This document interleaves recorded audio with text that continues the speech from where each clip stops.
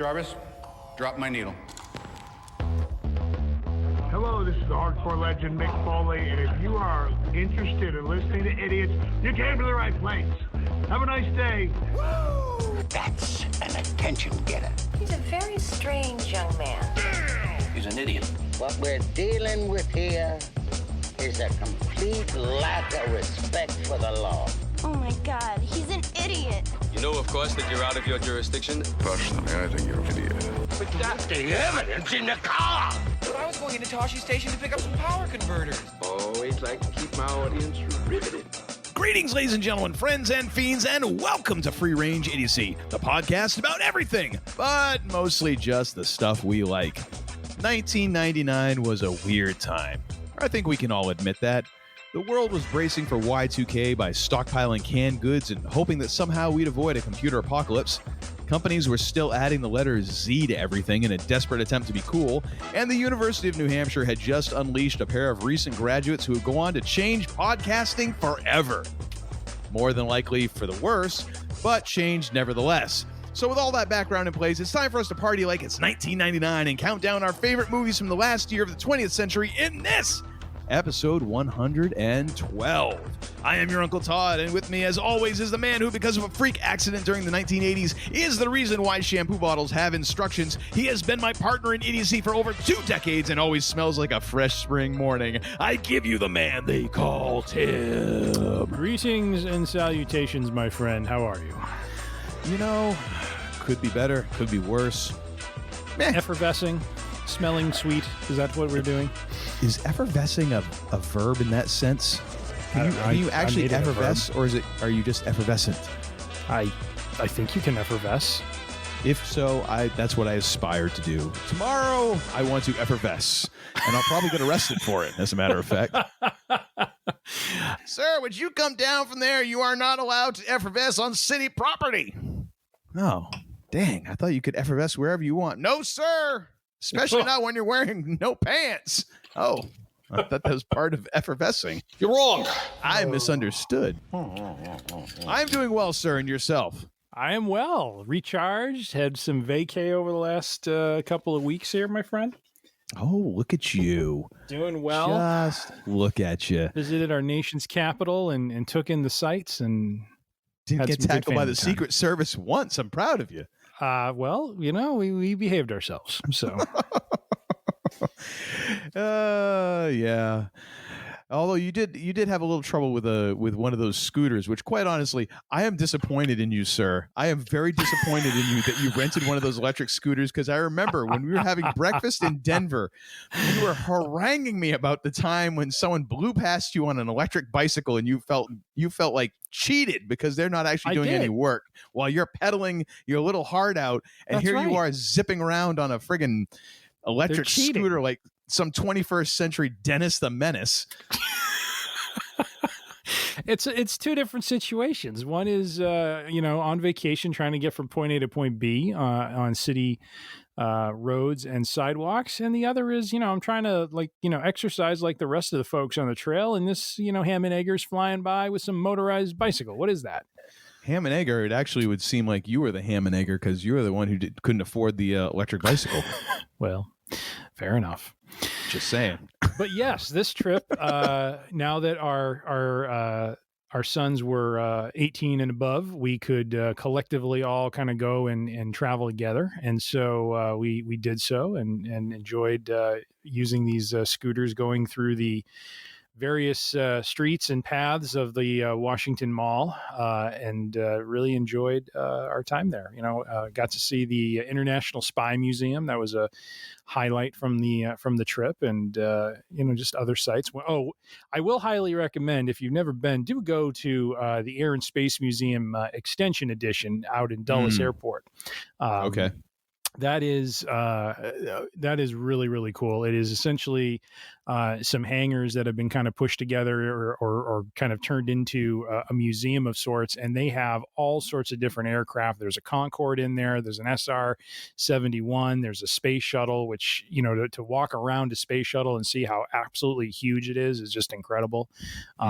So yeah, no, just a lot of really great stuff. Had a great time with the family. But the story unto which Uncle Todd is referring to is, as I was traveling with my sons on one of our journeys, one of our jaunts, if you will, down to the Washington Mall to scoot around and have some fun, I thought it would be fun to, as we're going down Independence Avenue on the sidewalk, to zoom through the Dwight D. Eisenhower open air memorial that is present on one of the city blocks.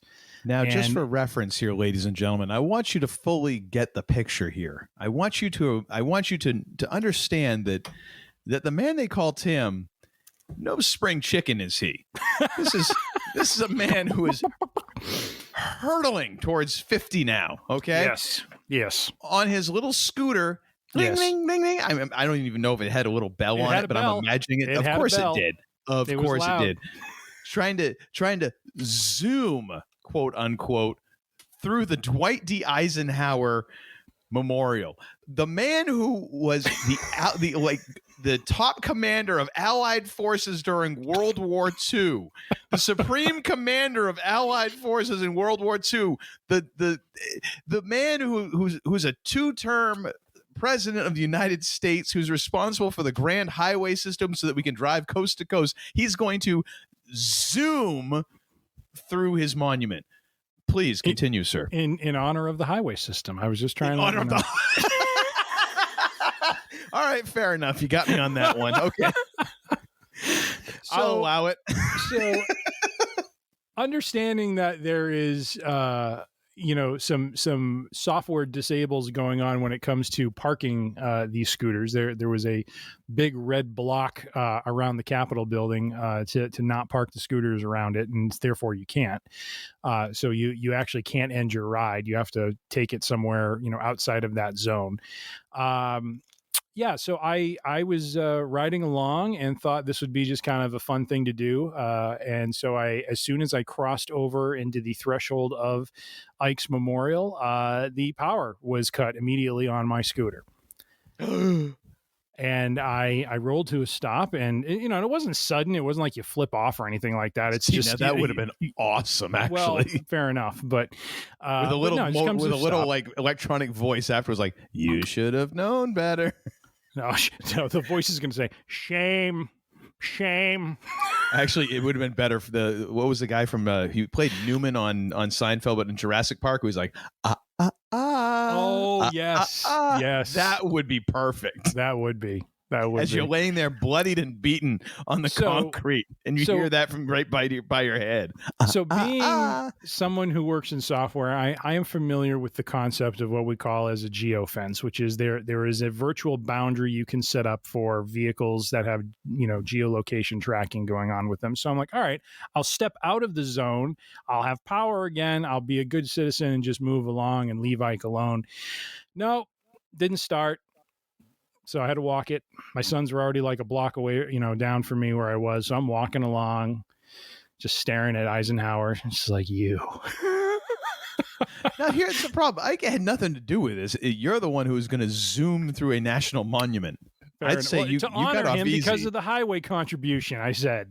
It's not the Tony Hawk memorial, all right? It's...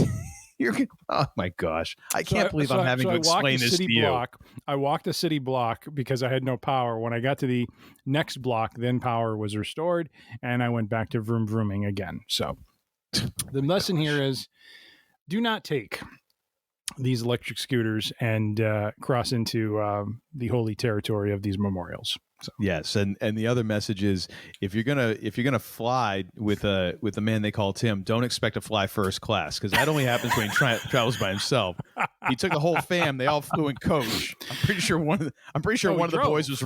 We drove. Oh, that's right, you drove. Oh, we drove. Probably like what, an '87 Yugo? No, we took our vehicle. It was good. Oh, okay. It was roomy, but you still stayed at yet another great Airbnb pick by you as well, because it was centrally located and wonderful. Went from a shed to a murder basement.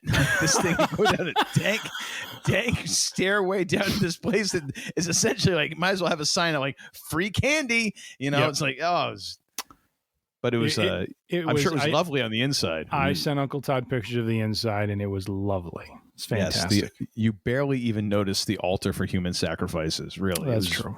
It was very tastefully done. I will admit. That's true. Sure, it was by IKEA. And how about you, sir? Big happenings going on with you, I believe. Well, yeah, and this entire segment is because the man they call Tim felt that people were concerned about us. He said that he had gotten some wellness checks. Nobody contacted me. Everyone's very happy that apparently I'm not on the interweb. So, and you know what? We've been away for a couple weeks, so you know. Totally merited in my case. I am a new homeowner, ladies and gentlemen. There we go. After renting for a year, we are now homeowners yet again. Very nice. We are in the midst of, for the past 3 weeks, we were in the process of like trying to get all the paperwork together and then signing paperwork. And now we're in the process of beginning home renovations on the new place before we move in. So today I was demoing a flagstone floor. If you say, I would not call that demoing. I would call it Uncle Todd going full on Hulk smash on the flagstone. Well, yes, that too. It was impressive. Yeah, so it was a floor in the living room that they decided to put flagstones, which is normally an exterior type of thing. Decided to put that on the inside of the house.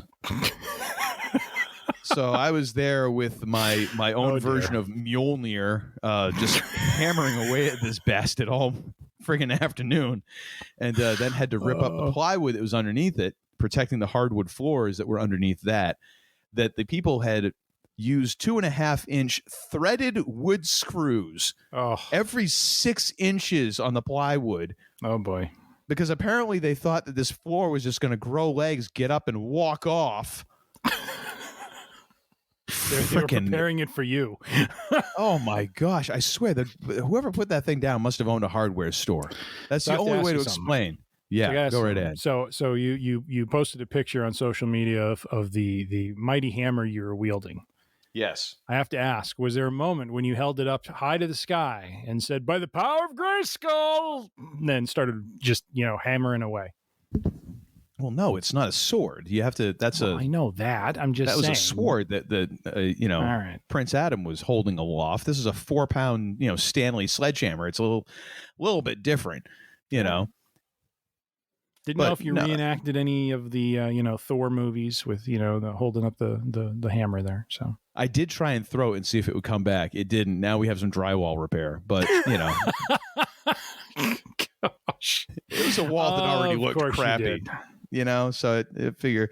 So just in case anyone is wondering, for the first time in a long time, the pilot has turned on the drinking beer sign here at my home studio because nice. I'm aching in places that I didn't even realize I still had. So this is pain mediation at this point.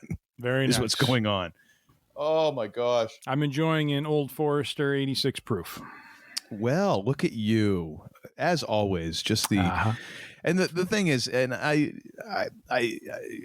not that the man they call Tim didn't have a rough day, but it's not like he was doing manual labor because again, the man they call Tim, he first class all the way. He has people that he calls in that does this stuff. I'm with you. I'm with the people with you down there in the DIY trenches, ladies and gentlemen. So I'm not having none of that floofly upper crust, fancy bourbon whiskey. Nothing but beer here. Yeah. Nothing but beer in my grunting. Granted, it's a craft gluten-free beer, so it costs me more money than I'd care to even admit, so I won't. Actually, it costs this 4-pack that I bought probably costs almost as much as the bottle that the man they call Tim is drinking out of right now. Yes. Oh. Don't get that celiacs, kids. It's a pain right in the arse. All right. Well, I think that we've caught people up enough now that they're not concerned about our well-being. Of course, now it's time to bring back that favorite of all segments. Mm-hmm. Week in Geek. Feels so funky. Sir, what do you got for this week's Week in Geek? Well, I have a very Marvel-heavy, Marvel-centric Week in Geek. What else is new? Sweet. But some very interesting stuff. First off, we have an interesting rumor from fandomwire.com, courtesy of Vizarg Achari, if I'm saying their name right. The rumor is this: Henry Cavill. Now, hang on a second. Is that like the dude's? Is that the person's name, or was that like a username? It looks like an author's name. It says the article's name, the article's title, which I will read in a moment, by Vizarg Achari. Okay, because I thought you might be I thought it might be like a play on what was the Chitauri from the first Avengers, and I was like, is it a username or is that like unless it's what's it called when authors use a different name, a pen name or something like that, right? Yeah, but I'm guessing if you have a pen name, you'd be going with something different than that. I mean, maybe I don't know, but that's you never know. Anyways, what does the person in question have to say? The title is Henry Cavill Jumping Ship would be the ultimate FKU to DC, as reports pour in claiming Cavill is playing Marvel's version of Superman in Loki Season 2. Well, what? Okay, first of all, what is Marvel's version of Superman?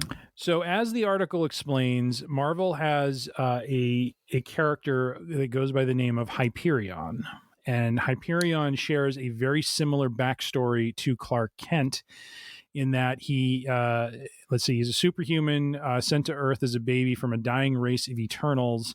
He's adopted by a human named Father. Well, that's original. And he's raised. He really worked hard on that one. Crank that out over a Saturday, couple beers at a barbecue. Hey, Shecky, I have an idea. I'm gonna get this baby's gonna get adopted, and the name of the father is Father. What do you think? And meanwhile, Stan Lee's over in the corner puking up his 6th warm beer, going Excelsior. So apparently he's from a dying race of Eternals, raised by a human named Marcus Milton, teaches him society's rules and ethics, which later leads to the child becoming a superhero named Hyperion. And so the rumors have been circling that he could join as that character. Of course, the irony would be he would basically be jumping from playing Superman in the DC universe to playing the Superman equivalent in the Marvel universe.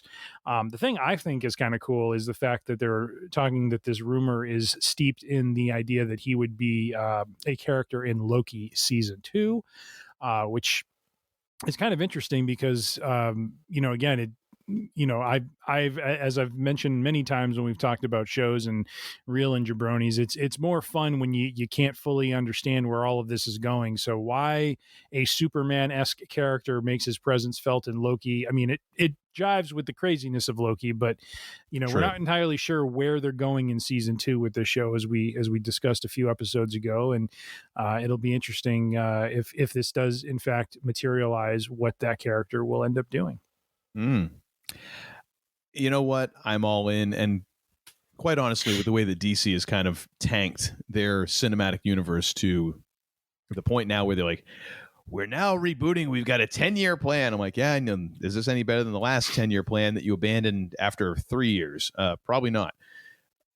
In a way, if Henry's anything like me, after the way DC completely cratered their universe, it'd be like, you know what? I'll do it for half price. I'll do it just to stick it to him.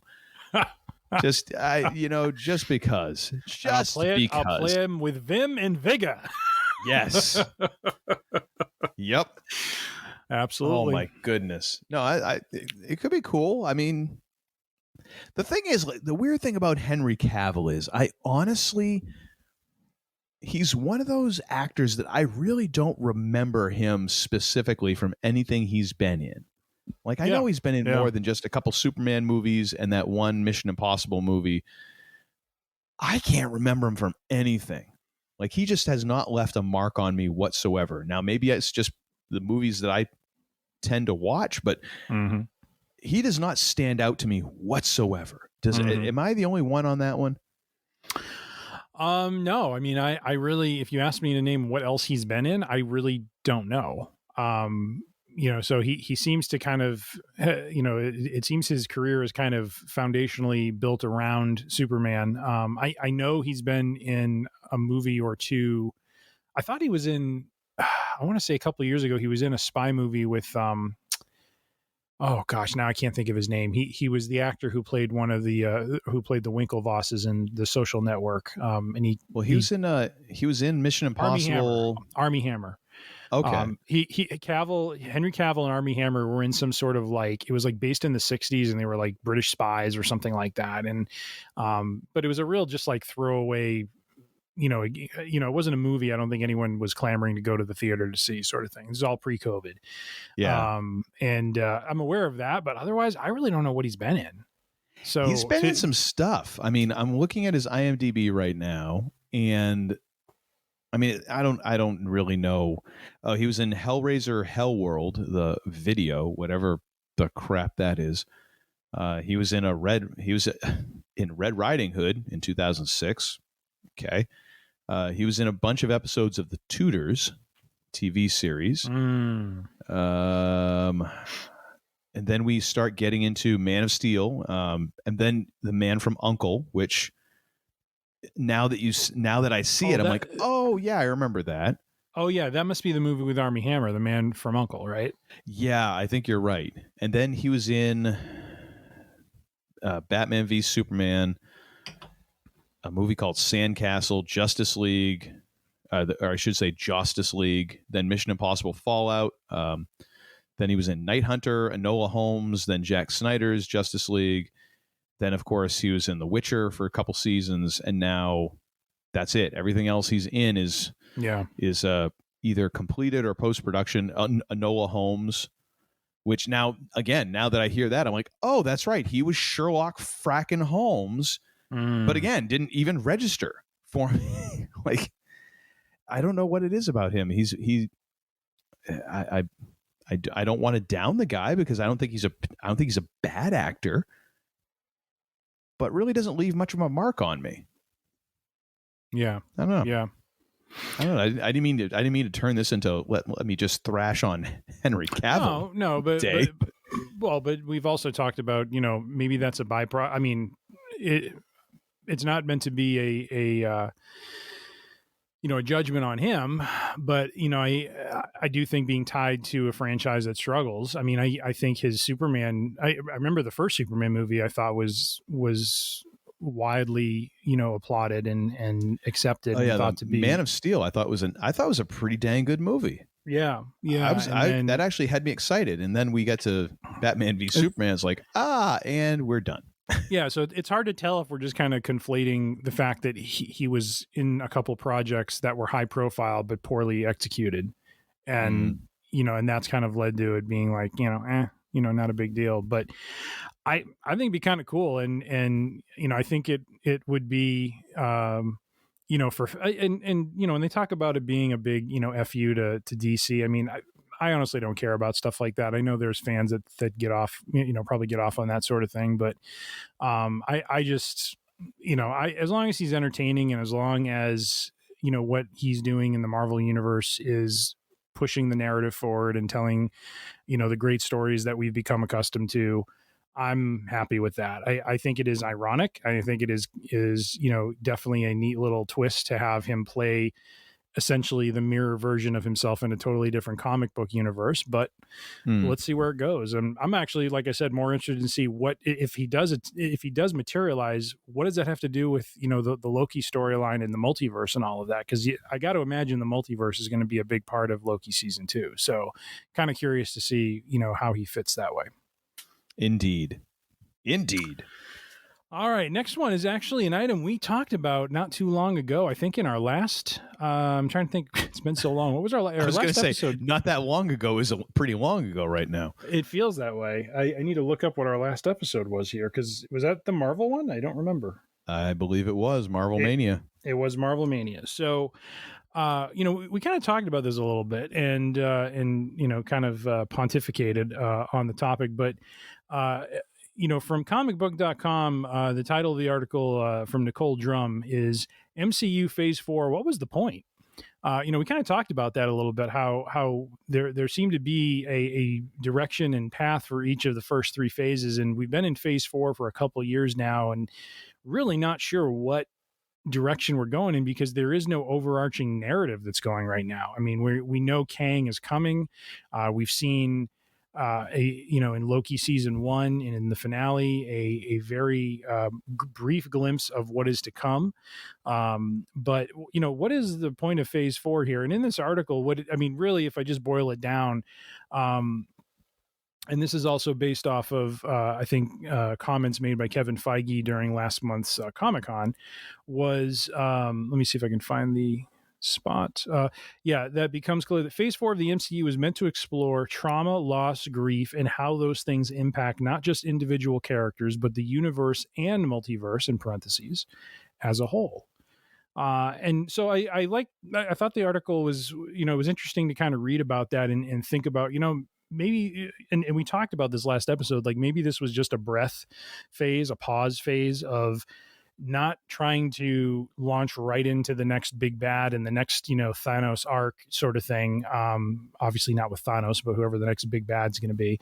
But to take that breath and to kind of explore these characters and explore what they've been going through, and to look back and think about like WandaVision and Loki and, Captain America and the Winter Soldier, and just all, both the TV shows and the movies that have played, that a lot of it has been around that, those themes of, dealing with grief and loss and trauma, and how, the characters are kind of processing things that have gone around them. And we've talked at length in the past number of episodes about how cool it is that they keep weaving the snap and the effect of the snap into these into these stories, into these narratives, and seeing how different characters are impacted by it, and whether they were absorbed in the snap or if they were simply living out their 4 or 5 years during the snap.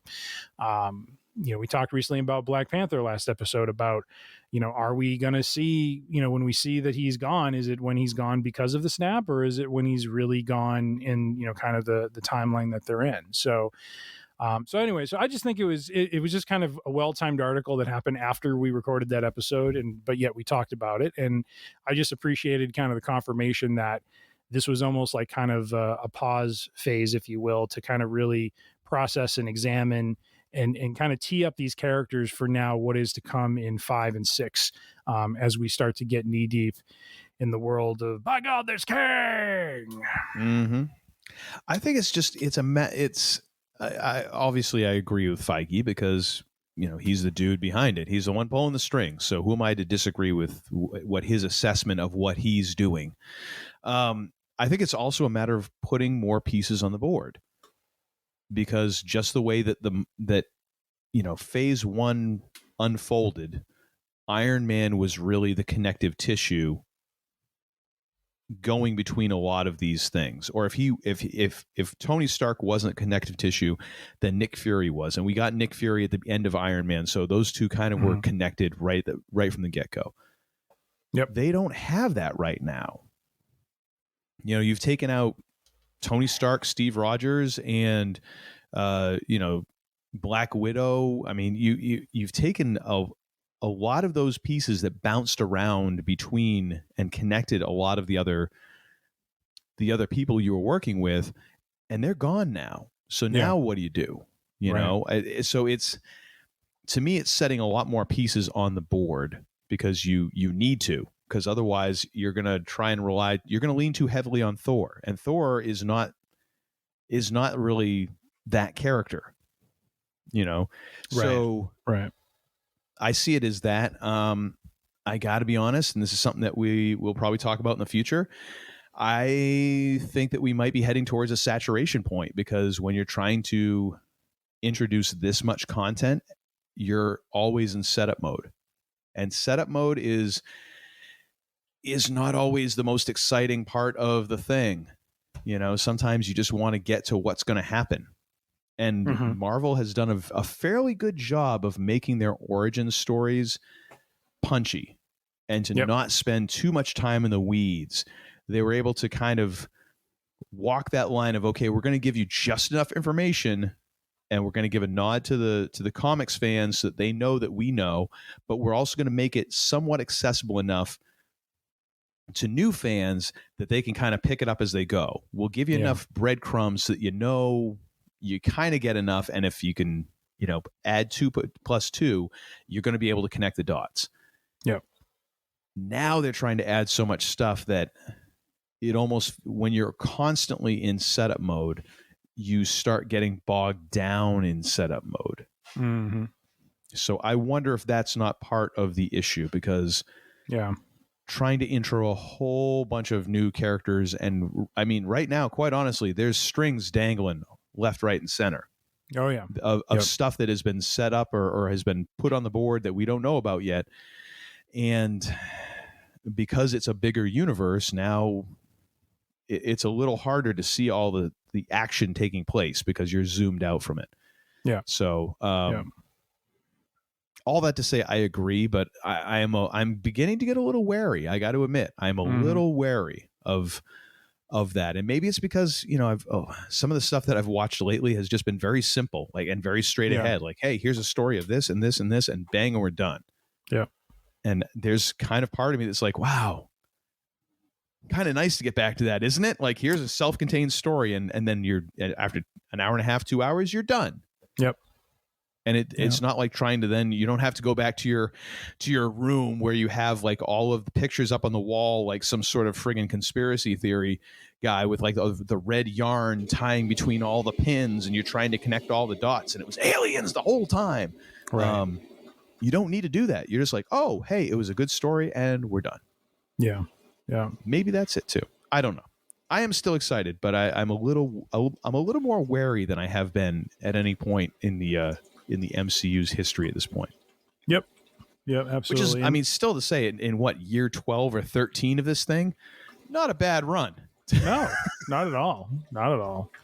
A couple of examples just to throw out that they say, Black Widow, which was a movie set before Infinity War and Endgame, deals with the impact of trauma, especially, healing from it and, leading to Natasha's sacrifice in Endgame. Spider-Man No Way Home is less of a reaction to those two movies, but, dealing with a different sort of trauma, specifically what happened when Peter's identity was exposed, and dealing with that. And, just kind of referencing like, shows and movies we already talked about, and just the way that they are. And, that they're all kind of dealing it in one form or another. And when I read this, like I said, I absolutely what you're saying about, in kind of being in kind of setup mode and getting the pieces in place, but it's a thoughtful way to kind of go about things, like not always, trying to shoot, for the next big thing, right out of the gate. I think when we've talked about, a long time back, I remember we were talking about, I think when we were doing our wrestling match tournament episode that,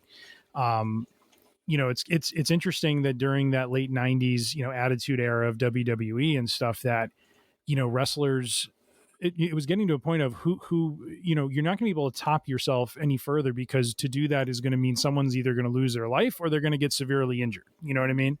And you have to pace these things, you have to build and build a story, have layers to it, and get people invested in what these men and women are doing in order for them to, have the emotion of when the match is playing out, that real, kind of, big moment when, the good guy who defeats the bad guy sort of thing.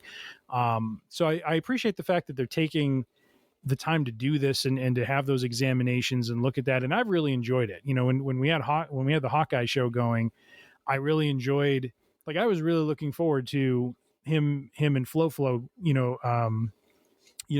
talking, because of the fact that, the Hawkeye had such deep, feelings and had such a deep relationship with Natasha, and so did her sister.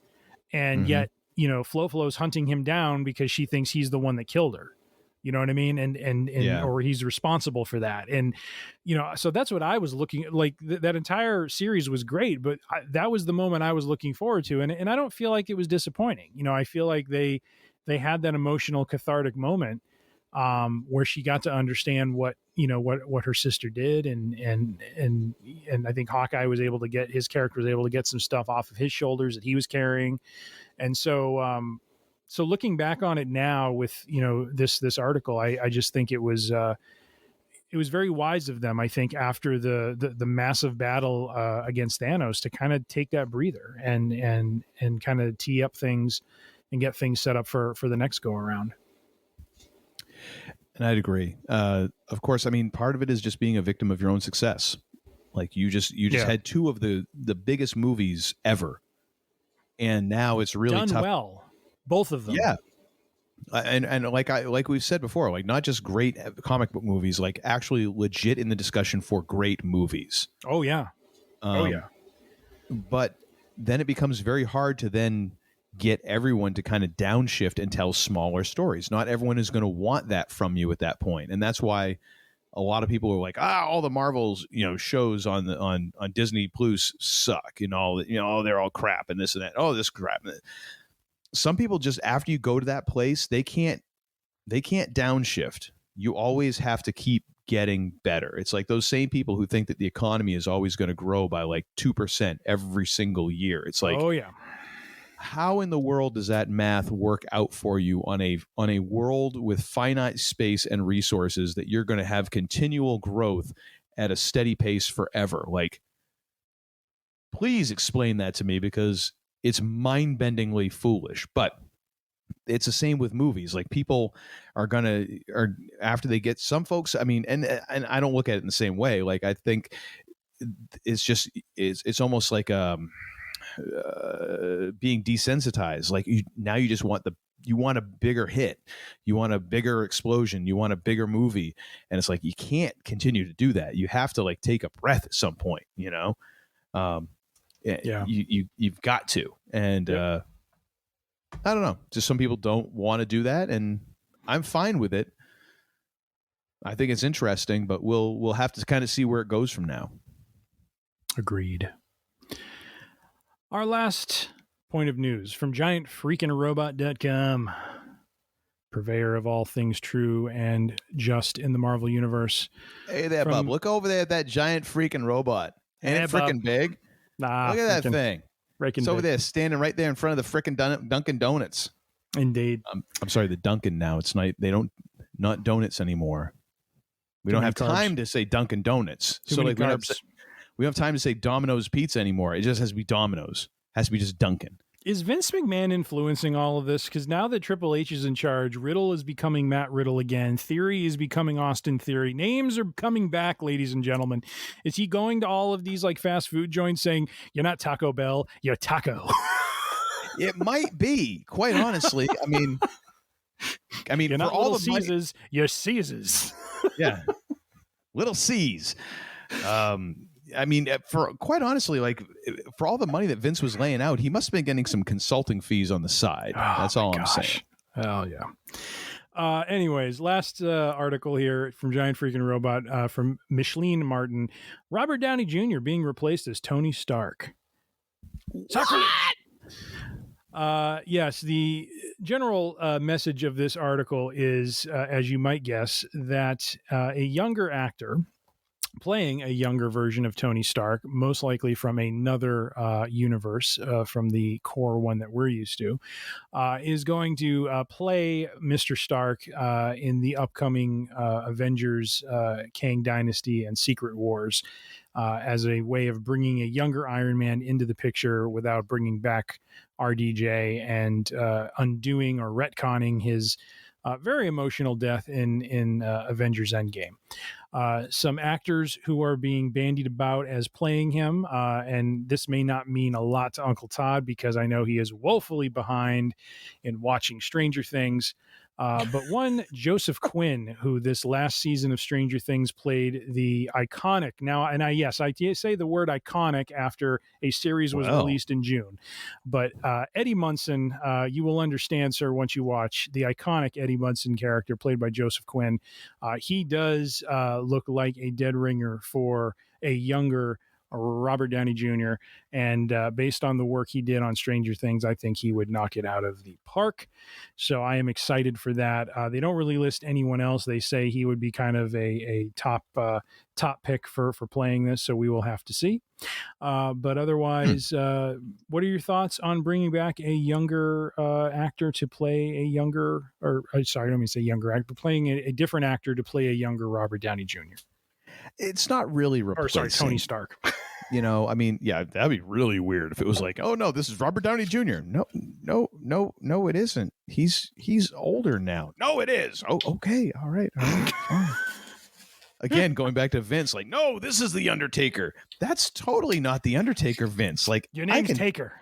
Yeah, I can tell. That's the Undertaker. Okay, whatever. As long as the checks are clear. I wonder if Vince just got into like when they started letting talent go. Like maybe there was just like some sort of malfunctioning robot. He just got stuck into slash mode. You know what I mean? Like cut everything, cut talent, cut their names in half. Cut his hair, cut the sleeves off that shirt. I mean, he's just in cut mode constantly. Yeah, the problem is I don't know. There's so many jokes there, and I'm not going to make them. It's a family show. Anyways, it's not really replacing him. You know, I mean, you're bringing in another character, and this is a smart thing that Marvel has done, is that because of the multiverse, they've opened themselves up to bringing in other versions of characters, and even in Doctor Strange 2.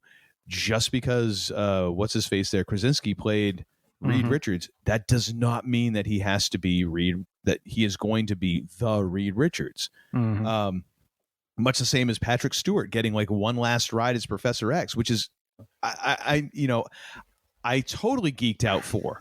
Not only because I mean he was in like the floaty like Professor X wheelchair from like the TV series, but they actually had like some strains of that song come in and like it was great.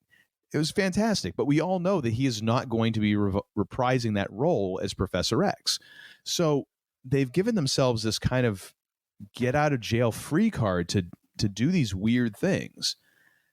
And I think it's fine. I think that's a legit storytelling device that they're using. And I'm all for it, you know.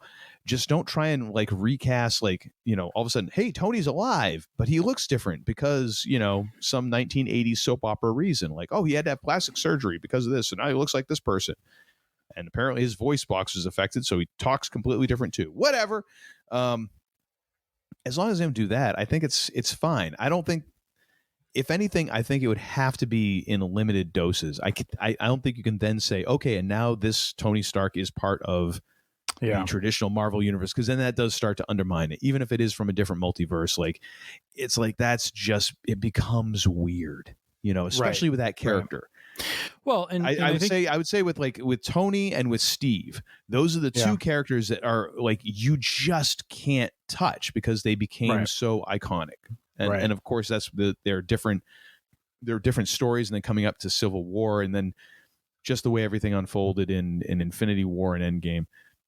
Those are the only two. I think you could maybe work it with some other characters, but you'd have to be very judicious about which one you did, and that's it. You get like one. Yeah, and that's it. Yeah, no, you have to relegate him to a not to call him a bit player, but to relegate him to a role, but clearly not the kind of role that he had in the first three phases, because that has been done. You know, you can't go back to him being the cornerstone, because that story has played, that arc was well done from the 2008, you know, Iron Man all the way through to Endgame.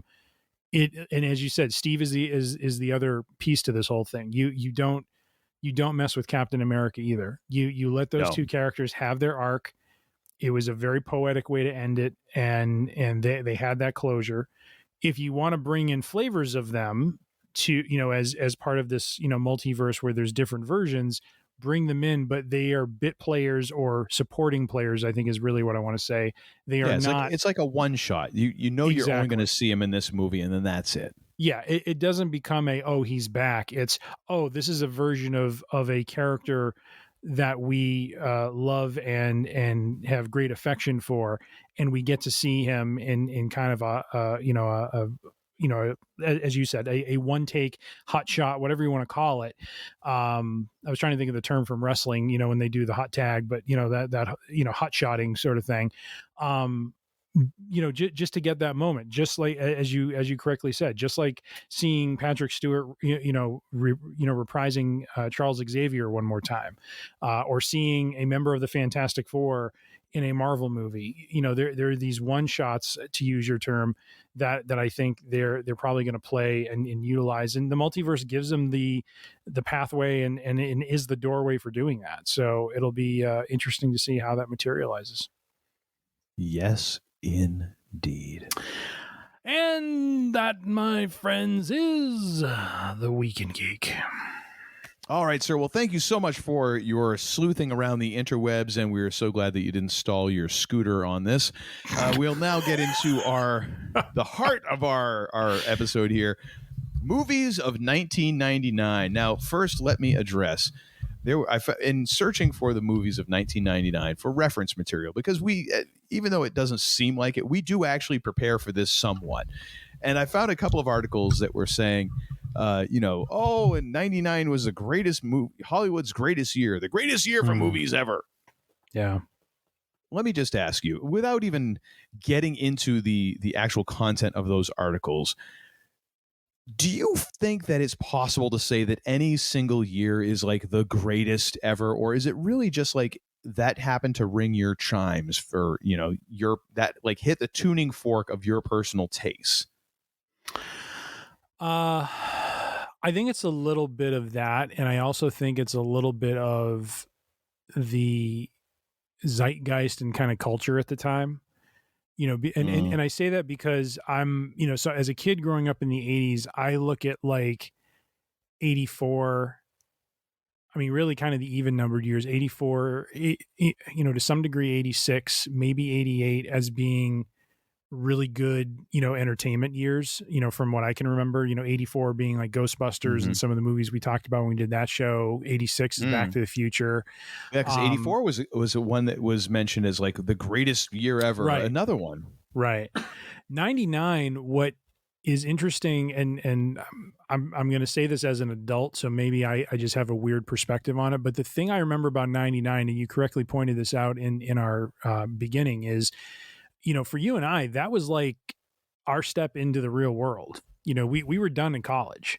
Well, I mean, and we were entering in, and it was the apex of, it really was the high point of the .com era. So there was a lot of money flowing and just a lot of good times and a lot of just, positivity and just kind of, like you were saying just a little bit ago, oh, this will never stop. It'll always continue on, and we're going to be just rolling in money for the rest of our lives. And here we are. So I think wow, there was that crashed quick for you. Dang. Well, I don't mean me. I'm just saying, like, and here we are. The man who flies first class everywhere is telling us how hard it is. Boy, I'm so glad for your perspective, sir. Should I launch into Dusty Rhodes' Hard Time? Never mind. Anyways, but it's hard times. I just remember 99 feeling and similar to 2001 as well in 03, that you just have like a sequence of like really good movies coming out that just, I think it gives the feeling like, we're in this era of just really good movie making at that moment. And I don't know, if that's necessarily the case that 99 is one of the greatest years. I mean, there was a lot of quality movies that came out. A lot of people still going to the theater to see it and that sort of thing. But, I will say I'm probably the wrong person in some ways to ask, because I have a lot of really good memories. Like, in 99, I did my first work trip out to California. That's where I saw The Matrix for the first time in some theater in, basically the desert of California. And when I had nothing better to do, I just wandered into this, I'm like, all right, I'll give this movie a try. No idea what it's about. Fell in love with it. I'm like, this is probably one of the best sci-fi movies I've ever seen. And then that's also where I saw Star Wars, I think for the second time, after dragging you to it and, basically introducing. Let's wait on that story for a little later in the list. Indeed. Among others. And so I just, as we'll talk about, there's a lot of movies, American Pie and others that, you just remember being, kind of like iconic, and it's hard to believe it all happened in one year. So I think some of it is just, it's like your perception of the year and what kind of went on that year and what was going on in the culture at the time and how heavily promoted those things were. So it feels like, it was one of the greatest years, but I don't know, when you look at the quality of some of the flicks that came out, I think it was a strong one. Well, yeah, and I think that's the case with most years, and it always shifts too, because there's some of this that gets retroactive, and we look at, because there's some of those movies in there that, and some that are in my list that are now movies that are very influential, but when you look at them in the context of what the gross was from that year, way down the list. not totally not where I would expect it, considering how much of an impact it has on pop culture today. Yeah. Yeah. But I do, and I agree. I think there is this weird kind of equation that you can factor in, that when people start talking about that, it's like, okay, I now know if you think that 99 was one of the greatest movie years ever, you are probably between this age and this age, because it'll reflect in who you were. Sort of like, it's always, you talk to people like, oh, well, it was always better back in the good old days. And the good old days were always like when they were kind of at their peak or at their personal happiest. And those are the good old days, as opposed to the fact that now it's like, well, we don't have to worry about polio. There aren't people, there aren't thousands of people living in iron lungs. But yes, right. Please tell me how back in the day that was so much better, Right. So, right. I mean, all that just to say, like, it's very subjective, much as our lists are going to be, and I don't think that you can objectively say that any year was like, oh, this is the greatest year ever. It comes down to a lot of like, okay, what's your personal taste and what really set off that tuning for? Because I mean, for someone like for you, like going to see The Matrix was a transcendent experience and really introduced them to like, oh my gosh, movies can do this. Yeah. And you go and ask some filmmakers and they would have a completely different story, and maybe even about a movie that you're like, that movie kind of sucks. Yeah. When I watch it, but for them, it caught their imagination, and now it has this golden place in their memory.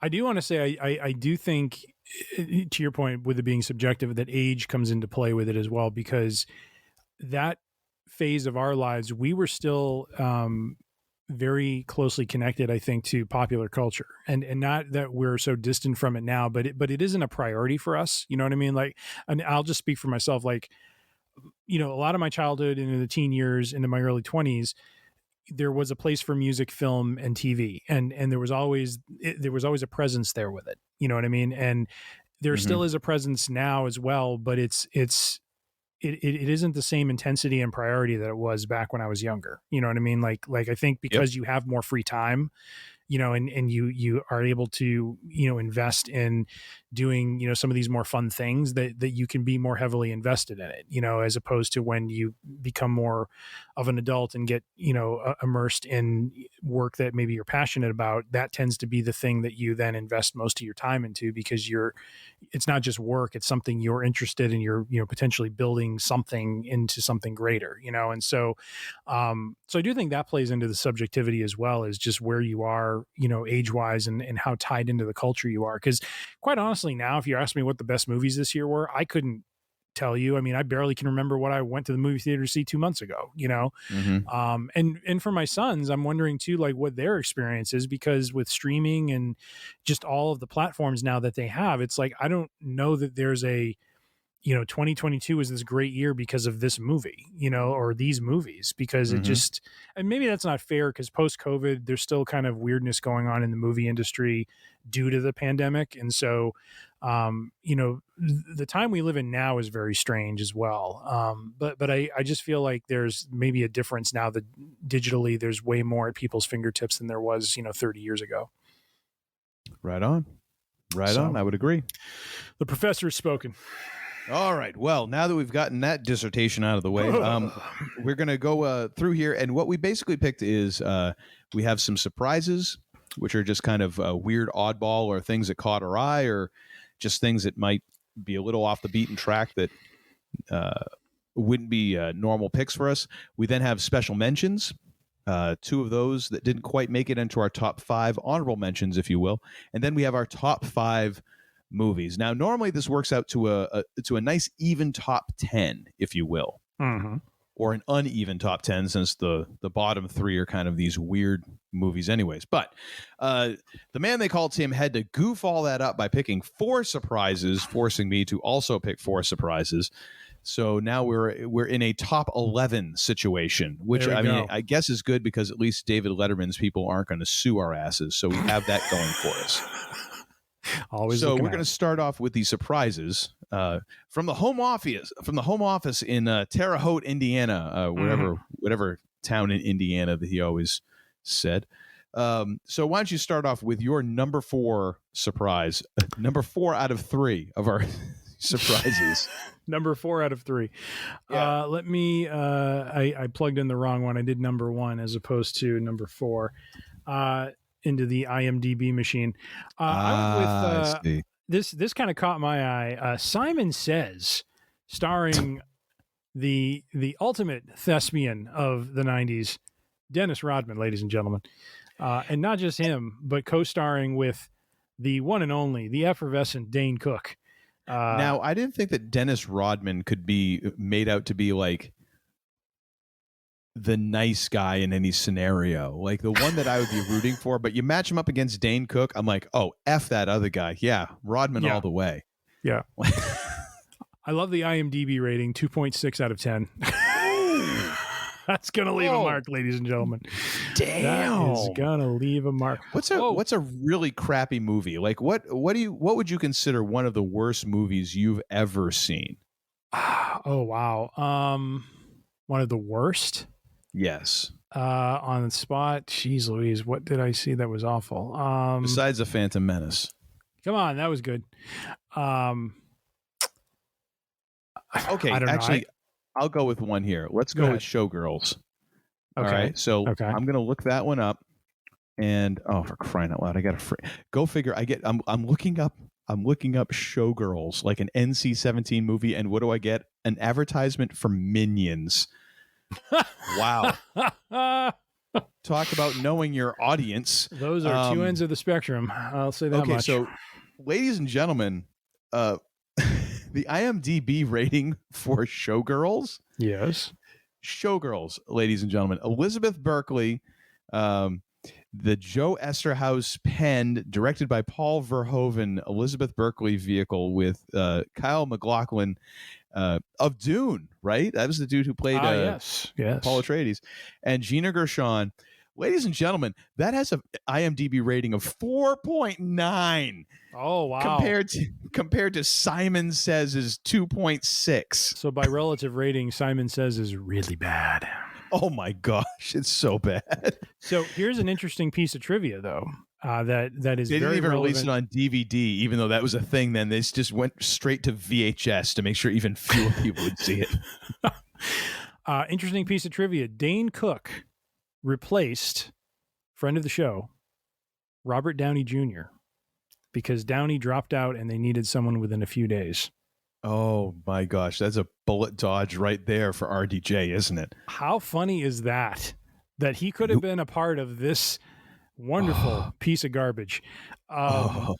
What was Robert Downey Jr. doing at that point in his career? Let me look that one up. No idea. So that was like, so we're talking 99. Oh, for crying out loud. I do not like the new IMDb interface. I will read the one-line synopsis while you look that up. Basketball superstar Dennis Rodman stars as a hip Interpol agent because, you know, if you're an Interpol agent, you're hip if you're nothing else. Attempting to defeat the deadly plans of a crazed arms dealer. It's always the arms dealer. Yeah. Yeah, that's something else right there, my friend. Okay, Simon Says. So Robert Downey Jr. had just come off of the huge hit that was U.S. Marshals, the Fugitive sequel. Ah, yes. And he was in a movie called In Dreams, and then another movie, Friends and Lovers. And then he was in Bowfinger. Wow. The Eddie Murphy vehicle. Nice. Now, granted, of course, this was probably, filmed in 98 or something. So, I mean, he was only in one other movie, Gingerbread Man, in U.S. Marshals in 98. So, I mean, he was not in, I believe this is one of his first comebacks. This was quite a while after, after anything. Ooh, that was definitely a low point for RDJ, but oh my gosh. Yep. Horrible. Well, that's my number 4. Do you want me to keep going, or did you want to do your number? How are we doing this? Well, my number 4 is For Love of the Game. So this is one of friend of the show, king of the sports flicks, Kevin Costner. To me, just a great baseball flick, and I so appreciate the fact that we get John C. Reilly. I'm getting his name wrong. I didn't pull up this when I could have. Where is he? No, John C. Reilly. I got it right. What am I so worried about? You got it right. But yeah, playing a great part. And Brian Cox, of course, J.K. Simmons, Kelly Preston playing the love interest. I mean, great cast, and it's definitely more in the direction of a quote unquote chick flick, but it's just a fun watch. It's a great watch. Like if you want to split the difference between like a romantic comedy and a sports flick, so it's something, and find something that like you and someone who, if you're into sports flicks and they like romantic comedies, hey, you can watch this, or vice versa. You can kind of split the difference between the two. And I kind of enjoyed the flick. And actually, I must have enjoyed the flick. I think I've got it on DVD now I'm thinking about it. But not, I mean, a surprise in that, like, yeah, this is a flick that I want to buy because, hey, it's always good and I can throw it on there and me and my, Mrs. Uncle Todd can watch this and she's somewhat tolerant of it. And there's enough, humor, and there's kind of something for everyone. It's a 3-ring circus method of filmmaking, sort of like, and again, this is a kind of a movie that Kevin Costner pioneered with like a Bull Durham, Field of Dreams, like being able to like pull in the sports fans, but then also pull in the romantic comedy and drama fans, and everyone kind of goes, okay, fine, we'll all watch this movie, but we're not agreeing on anything else.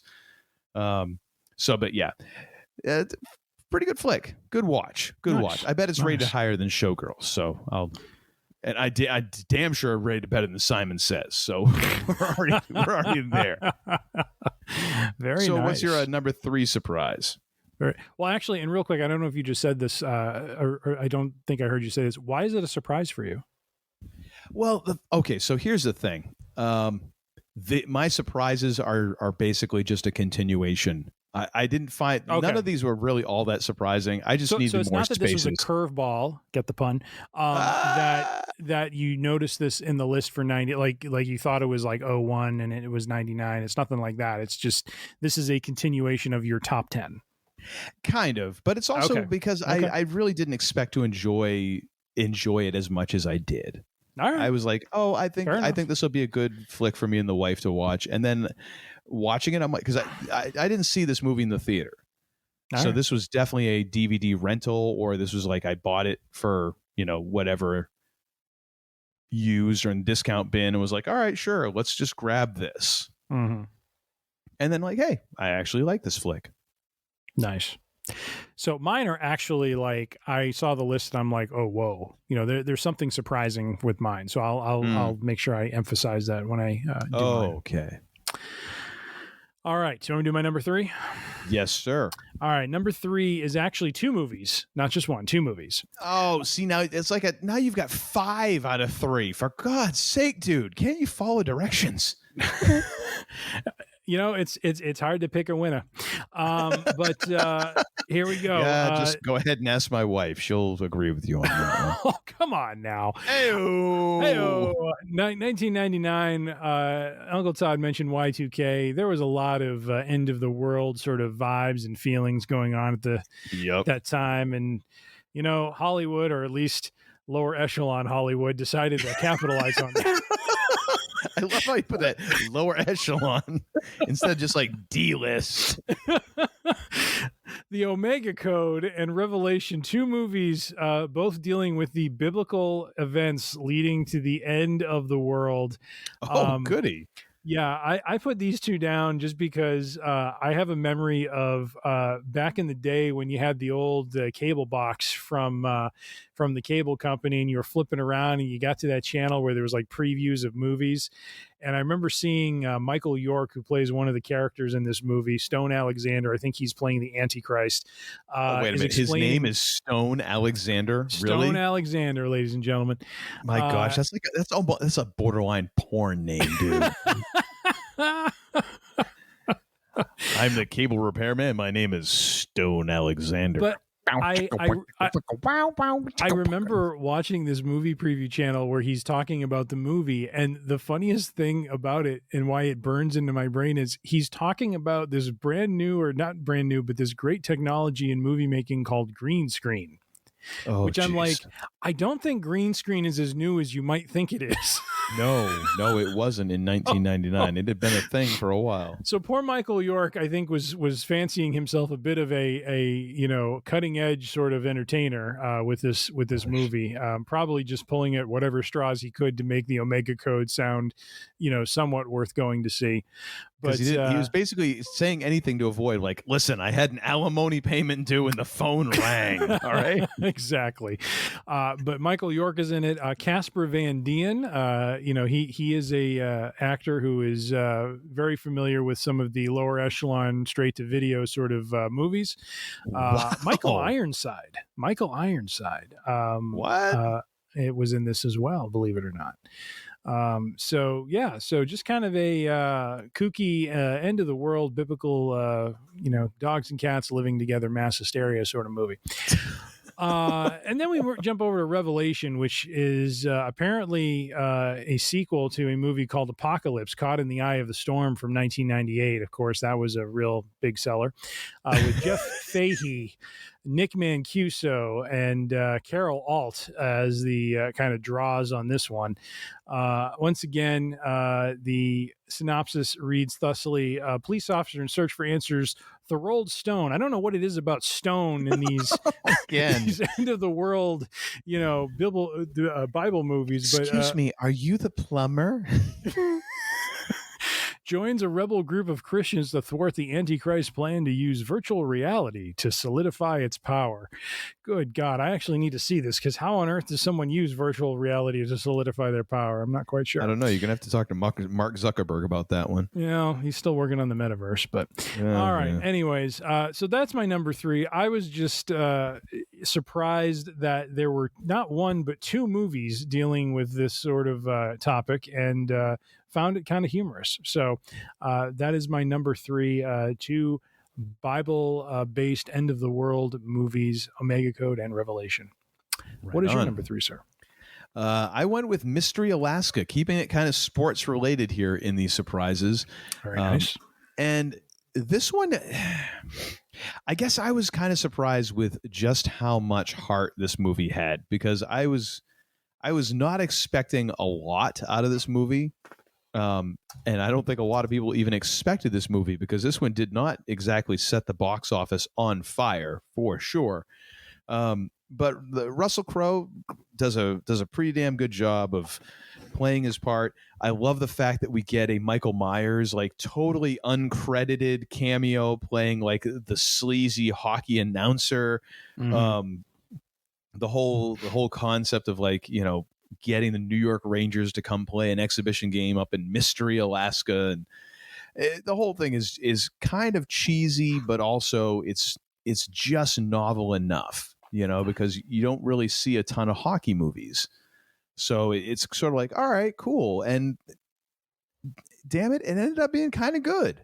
I mean, really good for me. I another one that I own and I enjoyed quite a bit, and it was a little surprising, but at the same time, I it's like, oh, good old hockey flick. Let's go see the hockey.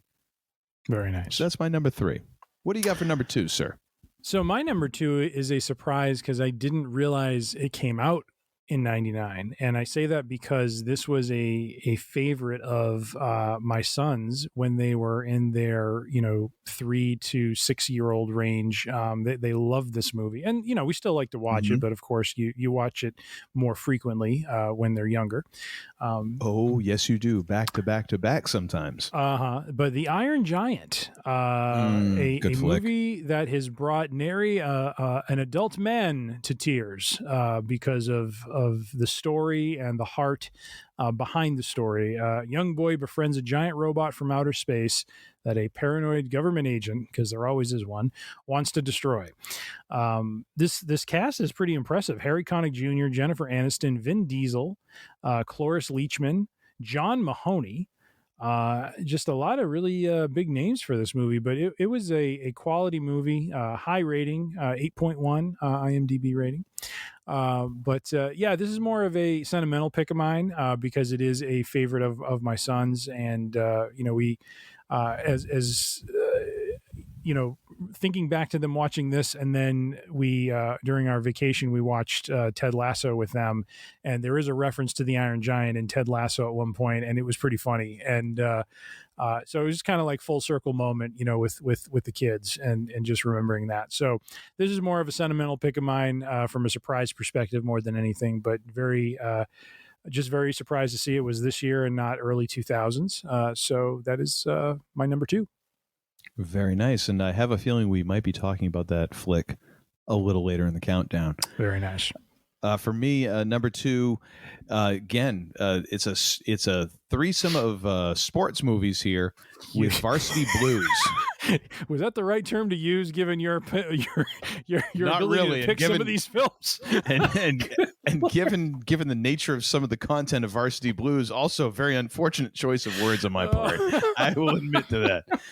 But I mean, come on, Varsity Blues is just, again, it is an underdog story, and it so unfolds as like what high school kids would write as a fictional story. Like the fact that you have all of this just outrageous stuff happening, the whipped cream bikini, the whole thing, and then the coach quitting at halftime, and then the one of the students taking over play calling, and the backup quarterback and winning the championship and all that. It's like, it's such like a high school fantasy sort of thing that I was just like, yeah, totally, Mm-hmm. A little bit surprising because I did much like you, I kind of forgot this movie came out in 99. There was a lot of movies that as I was going through, I'm like, oh wow, really, that year? Okay, cool. But yeah, Varsity Blues, it gets a lot off of the rewatch factor, because you can rewatch it because it's not that deep. And the thing is, that's not a slight against it. It doesn't have to be deep, and it doesn't pretend to be deep. It gets just deep enough to get the point across, mm-hmm. And it doesn't feel like it's ever trying to overstep its bounds and go into this place of where it doesn't deserve to be. Like everything, because and I say that even with the fact that you have Billy Bob threatening to shoot himself and this other stuff. It's like,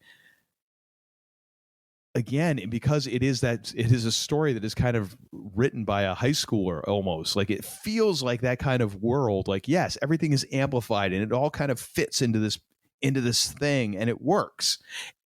For all of the things that could go wrong or that you could cite about it that are like, that's totally just BS. Like, no, It still works. Like somehow, like it defies the laws of physics. And so for that, I'll definitely include it on the list because I've rewatched this flick so many times when it's been like, nothing else to do, and I'm just flipping through the DVDs like, oh, hey, I haven't watched this in a while. Pop that in. All right, that's an hour and 45 minutes, whatever it is. Like, nice. All right, cool, something to do. Nice. So what is your number 1 surprise? Number 1 surprise on 2 levels. 1, that it came out in 99, and 2, that it was even made to begin with, was Superstar, the SNL Mary Catherine Gallagher character movie played by Molly Shannon. I totally forgot they made a movie about this character. I just thought this was an SNL, character that, grew in popularity, and didn't realize that it was turned into a movie. Will Ferrell is also in this movie as well. Oh my gosh. Can't say there's a whole lot more in terms of big name actors. Tom Green is in it. If that's a big name actor you're going after, we're in real trouble. Yeah. Yeah, well, this one got a 5.1 IMDb rating, so a little bit above Showgirls. Didn't sink beneath the Showgirls bar. So, but yeah, that was my number 1 surprise. I was really shocked that this was even made into a film. Some of these characters are funny in like a 5-minute sketch. I just don't know if they transcend sometimes into a full-length movie. But I suppose when the pop culture wave is cresting, you try to cash in as quickly as possible. So that probably was what this was. Do you ever wonder if Lorne Michaels wishes he had all the money he spent on some of these movies back? Like just between this one and like Night at the Roxbury, do you think that he just wishes he had that money back? He's like, you know what? I wouldn't have to continue making this payment. I wouldn't have to deal with this. My children wouldn't have student loan or, whatever. Like, I just wish I had that money back and that someone had like Lauren, please stop like snorting coke and green lighting these movies. I don't know if Lorne Michaels snorted coke or anything like that. I don't want anyone going. He's got some regrets. I'm not. Regrets. Well, if anybody wants to file suit, that was the man they call Tim. That wasn't me that said that. I've got a new house and a mortgage I got to take care of. I can't have no lawsuits coming after me. Because Lorne Michaels would be like, "Oh yeah, I'll get that superstar money back out of yo ass. That's how I'm going to get it back." But anyway, my number one surprise, and this is surprising because I was shocked how much I actually enjoyed this movie.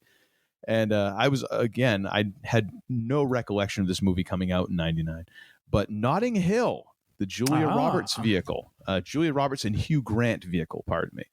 And then that other dude, the Welsh dude who was in The Replacements as the roommate. I did not expect to enjoy this movie the way that I did. And I remember seeing it because a girlfriend was a big Julia Roberts fan, and I watched it. I'm like, this isn't horrible, and have watched it a couple of times since then. And hey, I was shocked that I kind of liked it as much as I did, enough to watch it multiple times, and not being like held at gunpoint to do so. So yeah, that's kind of my top surprise, and just sort of break up the sports movies as well, to throw in like a Julia Roberts movie, just to completely mess with things. I will say it is a cool feeling when you see a movie that you don't really have a lot of expectations for. Not that you're expecting it to be bad. It's just you don't know what to expect, and you go into it and you're like, "Wow, that was really good," and I didn't expect it to be that good. You know what I mean? Yeah, and part of it has to do with the fact that when you see when the actor's performance, like the actor's performance can give it away. Like if someone is just so obviously mailing it in, like they're doing it solely for a paycheck. And then you can kind of tell when somebody is being just professional. And then you kind of get a glimpse sometimes of like, I think that this person actually believed in this movie a lot. Like they really seem to be putting a lot into it. Like the performance kind of, even if it's not a great movie, you're like, that person just gave me everything they got on that. And that can kind of carry it up over the edge. And I really feel like the people who are in this movie, like there's a lot of really good performances, not just by, I think Julia Roberts was good in it. I think Hugh Grant was good in it, but Hugh Grant was basically playing the same character he does in like every movie back during that time. But show up on set and they're just like, just do your thing. Well, he's turned against type in the last few years. Like he's really done some different roles, like in The Gentleman, like a totally different character than what he did kind of in like his prime, like rom-com, era. But a lot of the more minor characters really just shine. And I'm like, wow, even though you're only in that for a few minutes, like I really feel like I got a performance. So I think that helps it a little bit too. It actually kind of feels like the people making the movie were like, yes, this is a good endeavor, and that doesn't happen all the time in movies. There's definitely sometimes you're like, oh, this person was doing it for alimony money, or whatever, So yeah, a little bit surprising on that one. Which now gets us into the special mentions. These are the runners up, the honorable mentions. And we actually, the man they call Tim actually stuck to 2 this time. So that's good. So what is your number 2 out of your 2 special mentions? My number 2 is, and this is in some ways similar to your Notting Hill experience, where you kind of went into it, or like what I just described, you go into it not knowing what to expect. And you're like, wow, that was a really good movie. I remember, I think my wife had this movie, and I had never seen it before. And it was just like one of those things. It's just like one night I'm just looking for something to watch, and I'm like, oh, this looks interesting. Let's pop this in. And I had never seen it and really enjoyed it. I mean, it's kind of a Dazed and Confused sort of approach to a movie, where it's like, it's this kind of running narrative across like an evening, with all of these different characters intersecting and interacting. And, the one line synopsis on IMDb is: the aftermath of a drug deal is told from 3 different points of view. And so it has that kind of storytelling mechanism to it. It is Just really funny and just kind of a goofball movie to watch, but has a story to it. It's the cast is somewhat deep in terms of the players involved: Jay Moore, Sarah Polley, Scott Wolf, Taye Diggs, Timothy Oliphant before he was a big name. Let me see. Oh, and one of the guys, Desmond Askew. I don't think he became very popular. Did I say Katie Holmes? I think I said that. No, you left out Katie Holmes. Katie Holmes was in it. Desmond Askew is a real funny British character in it, and so so just overall, just a just kind of a very fun flick with a interesting narrative tool where it's telling that story from different points of view and kind of concluding it in very much a like I said, in that Dazed and Confused kind of style where you're starting, kind of late afternoon going into, the next day, early morning, and, the characters kind of resolving things and stuff. So this is kind of probably what would be considered a deep cut, but at the same time, IMDb rating 7.2. So well out of the showgirl zone. It is a fun flick. Check it out. If you haven't seen it, movies go. What is your number 2? Well done. Well, actually, I just want to point out one other thing. The writer of this movie is one half of the Script Notes podcast team, John August, along with Craig Mazin. So John August was the writer of Go. So I was trying to remember, because as I'm looking at that movie, I'm like, I remember this movie for some reason, because I've never seen it. I've never seen this flick. Mm-hmm. And I'm like, but I know of this movie, and that was how. So nice. I'm glad I was able to loop that all the way around. Mm-hmm. For me, my number 2 special mention goes to American Pie, because to me, this was kind of like the comeback of like the Porky's kind of that's like, a good, yes, sexually driven comedy, from the early 80s or whenever the hell they made Porky's. I don't remember. But it was sort of like our generation's Porky's, where, and we were past that point of being in high school at that time, but it sort of like made sense still. Like we're just at the very end of like when that kind of still is like, oh yeah. Yeah. And of course, being a band geek, of course, this one time at band camp was just a thing then. Like now it's everywhere.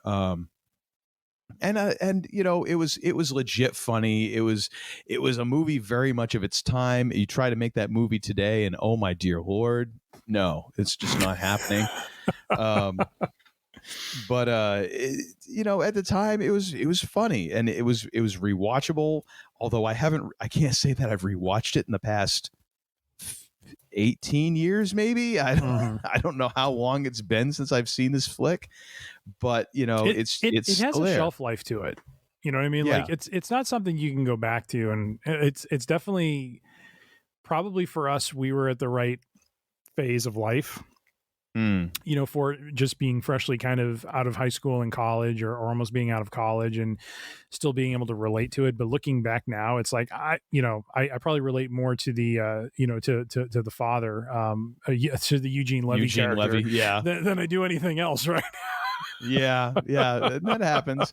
But I mean, the cast here, so Jason Biggs kind of was one of those people you're like, oh, and this is going to be someone who's like going to go on to greater, bigger and better things, and kind of didn't.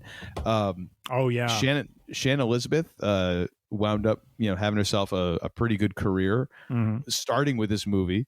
The aforementioned Eugene Levy. Allison Hannigan, probably like the breakout star of this flick. Actually, no, because you had Tara Reid in it, but Sean William Scott, and then Eddie K. Thomas was in this. Who else was there? Was another dude who was in this that I can't remember which dude it was. Anyways, but yeah, Allison Hannigan, probably Sean William Scott, and Tara Reid was probably the 3 out of this that really got some serious mileage. Of course, now I just read, I can't remember where I found it. It was probably on Reddit. Someone can sleuth this up. But Jennifer Coolidge, who played Stifler's mom and who is credited as Stifler's mom, like it's not like blah blah blah Stifler. No, it's just Stifler's mom. Claims that she was able to bed so many dudes just by being Stifler's mom. Like that's like was interviewed about it was like, oh yeah, I got so many younger dudes because I was Stifler's mom. I'm like, well, at least you're being honest, I guess. Whatever. I mean, hey, maybe your residuals for the movie aren't all that good, but you're like, hey, they were fringe benefits. There you go. But yeah, just it was one of those flicks that at the time was like, yes, this is kind of totally in the wheelhouse of where I was at that moment. What's your next special mention, sir? So my next special mention, one that just missed the top 5. This was a tough one because there's a lot of good flicks from '99, but had to bear mentioning because of just the impact of it was The Sixth Sense. And I say impact because it was M. Night Shyamalan's first, big hit. And really for the movie audience, the first, I don't mean to say the first introduction to having such a major twist in a movie like that, but the way he told that story and the way it was filmed and everything about it, you had to have spoilers to go into that movie saying, oh, I knew this was how it was going to end. Because it was just that rare moment, that lightning in a bottle kind of moment where he just got everything right about the storytelling, the filmography of it, where you honestly didn't know what ended up being the truth revealed at the end about it until that happened. And it really kind of blew you away. And that's not something that you can replicate all of the time, as evidenced by his career, because he became from that point forward, he made several other movies, but it became the gimmick, which is, what is the twist going to be? Yes. And that unfortunately, I think, took away from, I really feel like deep down, he is a very good storyteller and filmmaker. I think he got, unfortunately, saddled with the gimmick, and if he didn't do it, he would be judged against the prior work that he did and say, well, this wasn't as good as that. But when he does it, he gets also flogged for doing it because, well, now he's just doing the same thing. So I feel like he's almost like a victim at points of movie fans as a general population, because, not saying there isn't merit to, the quality of some of the movies he made after it, but it just seemed to be like he lived and died by that. And unfortunately, that just became kind of a thing for him for a long time. But this movie was really just such a breakout hit, and I had to put it as a special mention because the movies I put as top 5 were that because of the quality and just what they meant to me. This one was a big one, had to put it in special mention. So The Sixth Sense, Bruce Willis, Haley Joel Osment, Toni Collette, just a great cast overall. Donnie Wahlberg was in the movie. I'm just trying to look through Misha Barton, who she became big in the 2000s. So yeah, just a great movie, nominated for 6 Oscars and an 8.2 IMDb rating. So not Showgirls worthy. No, definitely not. I just want to point out, here is where I need to point out that I blatantly have used The Man They Call Tim's list in order to exclude certain films from my list, but still get to talk about them. So it actually gave me an extra couple spots, because I have thoughts on The Sixth Sense. Okay. And I would disagree with you that M. Night, I can never pronounce it. Shyamalan. I don't know why I make that more complex than it needs to be. I always want to add in an extra syllable or something, and it trips me up every single fracking time. I don't feel like he got saddled with a gimmick. He saddled himself with a gimmick. Either that or that is just his proclivity. Like, he thinks that is how a movie has to be, or that's how he has to make his movies. I don't think anyone saddled him with that. I think that's been his own way of crippling himself. Yeah. Like, he is kind of not even crippled. I want to say that it's almost like hobbled himself. Because he can still tell a story, but because of the way he tells his stories, you know exactly what's going to happen. It's the John Cena 5 moves of doom. You know exactly what's going to happen as soon as the first one happens. You know what to look for. This is what we're heading towards. Yeah, right. And that totally doesn't work. Yeah. I will say, I was totally blown away by this the first time I saw it, and that's the only time I've seen it, because I don't. The difference being between, let's go with two different, a movie somewhat similar, The Usual Suspects. I've rewatched that movie several times, even though like I know the twist. I know the thing that's going to change the whole movie at the end, that changes your entire perspective and makes you go, what the bleep? The Sixth Sense for me just didn't have enough other stuff besides the twist to make me go back and watch it again. And that's neither here nor there. It just might not be my particular, brand of cake or whatever. It's fine. I'm not saying that now it's objectively it's horrible and no one should ever see it. For my taste, it just never made me want to go back and see it. Yeah, but that's all. Well, and when you go watch it for another viewing, you're watching it in a totally different way, because you're trying to look now for clues of how did he pull it off. You know what I mean? Like that's happened to me when it's been on TV. Like I'm watching it like, okay, I'm going to watch this closely now, because during the movie, you think that Bruce Willis and Haley Joel Osment are, or that he's interacting with the people in the room that Haley Joel Osment's character sees. And so it's funny to watch it again and kind of see the trickery that goes on, where you begin to realize, okay, I thought he was in the same room, or I thought that there's this, this acknowledgement by the living character in the room that he's there. But it's little cues that kind of tell you where it all went kind of, in the direction it did. And so you're watching it more as like a puzzle activity than it is really watching a movie a second time. Yeah. And I can totally get that. It didn't quite strike me enough to want to watch it that way. Oh yeah. I'm agreeing with you. I'm saying that's the problem with it. It's like, once it pays off, it's like, you don't want to go back and really watch it again, because you're watching it for the wrong reason. You know what I mean? Well, even so, like I was fine doing that with The Usual Suspects and playing detective and being like, okay, well, now what did I miss? Oh, there's that thing. For whatever reason, I just never wanted to do that with The Sixth Sense. And I'm the person who I'm the trivia dude for movies. I want to see all the inner workings. I want to see, like, where were the rivets? Where did you have to put the duct tape? What's being held together with twine? Never had an urge to do that with this movie. I don't know why, but yeah, interesting. What was yours? What was your number one? I had to go with Office Space. There it is. Someone had to mention it. The thing is, like, I did not see this movie in the theater, and I started watching it once, not that long after it came out, and stopped watching it because I'm like, this is so stupid and boring. Like, I don't want to watch this movie. It's dumb. And like, even though I'd rented it from like the video store, because that was a thing back in the day when, dinosaur. I got on my Brontosaurus and I rode it to Blockbuster to see what the new releases were, and I couldn't even force myself to watch it for like the $2 that I spent on it. And it wasn't until I'd actually had a job in an office and I watched it then, I'm like, oh my God, it makes sense now. Yeah, I get it.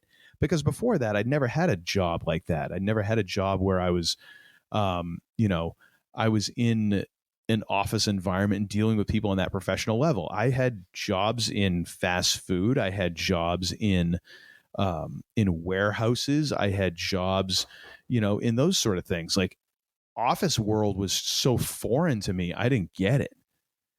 And then all of a sudden I was working in an office and I watched this movie. I'm like, oh my gosh, I know these people now. Holy crap. Yeah. Oh, yeah. And everything took on new meaning. And then now the movie is just like, oh yes, this is very much this part of my life. And yes, I knew some of these people. I knew people who were kind of like the Bobs. Okay, gotcha. Yeah. So, and again, another movie that it's one of those movies that if you look at the box office from that year and how influential Office Space is in our kind of culture, not in a like in your face sort of way, but it's there here and there, and in our culture to this day. Didn't make a whole lot of money that year. It was not one of the top rated movies of the year or anything like that. But it has had some staying power. Yep. Definition of a cult hit, my friend. Yes, indeed. All right, so here we are. We are now at the top 5. Ding, what is your ding? Exactly. What is your number 5 top movie of 1999? I'm going to start off with probably a unconventional pick, but a pick that I really enjoyed, and I've actually watched this movie a couple times just because it's just a lot of, I don't want to say it's a lot of it's fun to watch because it's about a comedian and his life, but it also has a lot of heart to it as well, and kind of peeling the layers back on the life of Andy Kaufman. But I chose the movie Man on the Moon. And really enjoyed Jim Carrey's portrayal of Andy Kaufman. Andy Kaufman also is Tony Clifton, and a lot of big names in this. Danny DeVito as well, Richard Belzer, sorry, and just a telling of the life of Andy Kaufman, and just his whole role as being kind of this comedian who is a provocateur, really, when you get down to it, and how he kind of made his made his name and made his career playing obviously iconic characters like is it Latka on Taxi, I think, right? Yes. Yeah.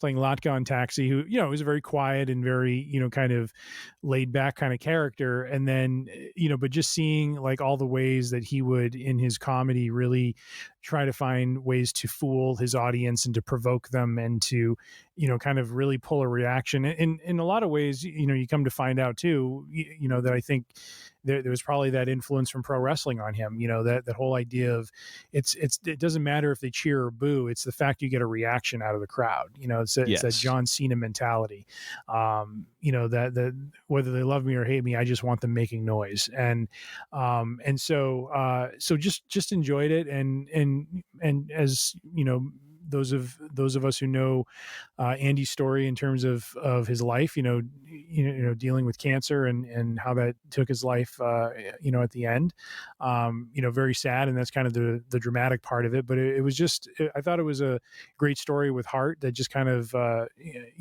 told that story of his life and who he was as a comedian and how he just kind of, to use Robin Williams' slang from one of his stand-ups, went full tilt bozo. So, yep. You know what I mean? So, yeah. And the stand-up I'm referring to, right? Oh, yeah. Yes. So, yes. Man on the Moon is my number 5, sir. And an addendum to that is, I think it's either Netflix or Amazon Prime. There is a documentary that was pieced together from like behind the scenes footage that Jim Carrey has had for like the past 20 some odd years about this movie. And he talks about it. Gosh, I can't remember which it is right now, and I'm too lazy to look it up. But if you, I think it's called Man on the Moon. Also originally, I think it's Becoming Andy or something like that. And he talks about in present day, like what he was going for, and it kind of pulls back the curtain on the filming of that and a little bit about Andy Kaufman and all that. And it's very interesting. And that was a great flick too. Yeah. A worthy inclusion in your top 5, sir. Thank you. How about you? What is your number 5, sir? My number 5 is The Iron Giant. Nice. I love this movie, and it was so great to watch it with my daughter. And like you said, it will make a grown man cry, which it shouldn't. That should be less of a metric these days. It really ought to be, because it shouldn't be this thing like begrudgingly crying and this and that. But it does take you to this emotional place. And if it doesn't, you might want to check your level of stress, because you might already have your emotion meter pegged if this doesn't elicit some kind of emotional response from you. But it's a great story.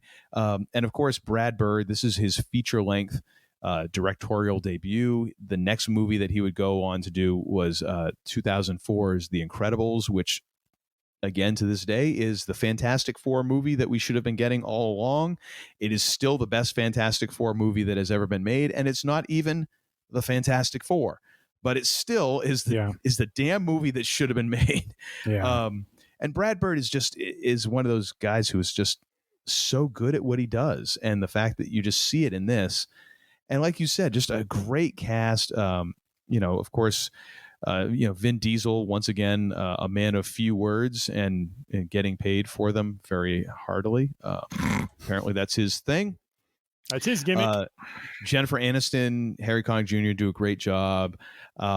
Christopher McDonald, though, is the one I want to point out the most, playing Kent Mansley. Just as the over-the-top, overzealous government official. Oh my gosh. Shooter McGavin just in fifth fracking gear. The whole movie is a delight, ladies and gentlemen. It is worth watching just for him. But it's such a great flick overall. It's so good. I was so happy this is a flick that my daughter enjoyed watching when she was young, because again, she would want to watch it all the time. And I'm like, oh, we can totally watch The Iron Giant again. Yes, we can. So yeah, definitely it needed to be in my top 5 for this year. Very nice. What do you got for number 4? Number 4 is American Beauty. And this one I picked because it just has a deep story to it, a story that I think still resonates even today in today's times. Really, mostly a drama, but with some, I think all dramas do have some points of comedy in them. And Kevin Spacey playing this husband going through this midlife crisis, I thought was really funny. Just kind of taking this attitude of trying to take control of his life and really kind of noticing how he and his wife are more kids than the kids are. You know what I mean? Like just the kind of the crazy lengths they go to either, take each other off or try to one up one another and stuff. And all of the kids, the teens in this, not that they're more adult, but they're just, they seem more even keeled and a bit more stable than the adults are. But the cast is deep. Kevin Spacey, Annette Bening, Thora Birch, Mina Suvari, Peter Gallagher, Allison Janney, Chris Cooper, Scott Bakula, of Quantum Leap fame, ladies and gentlemen, John Cho, as well. From Kumar and sorry, I'm forgetting the name. Harold and Kumar go to White Castle. But yeah, I picked this just because, again, it's one of these movies I went in with really not knowing what to expect and just had a powerful ending to it. It's a disturbing ending, but it is an ending that, I think sometimes when art has you, as you kind of walk away from it, has you thinking about life and what you do in life and how are you touching other lives and that sort of thing. I think it's done its job. And I think this one brings up some really good themes and topics, and the story, of this man's struggle, or this family's struggle, I think, just really resonated with me at the time. And just, I would recommend it. I think I think it's a movie that has, aged well and still has, I think something to say even in today's times. And so I would highly recommend it. So that's my number 4. Right on.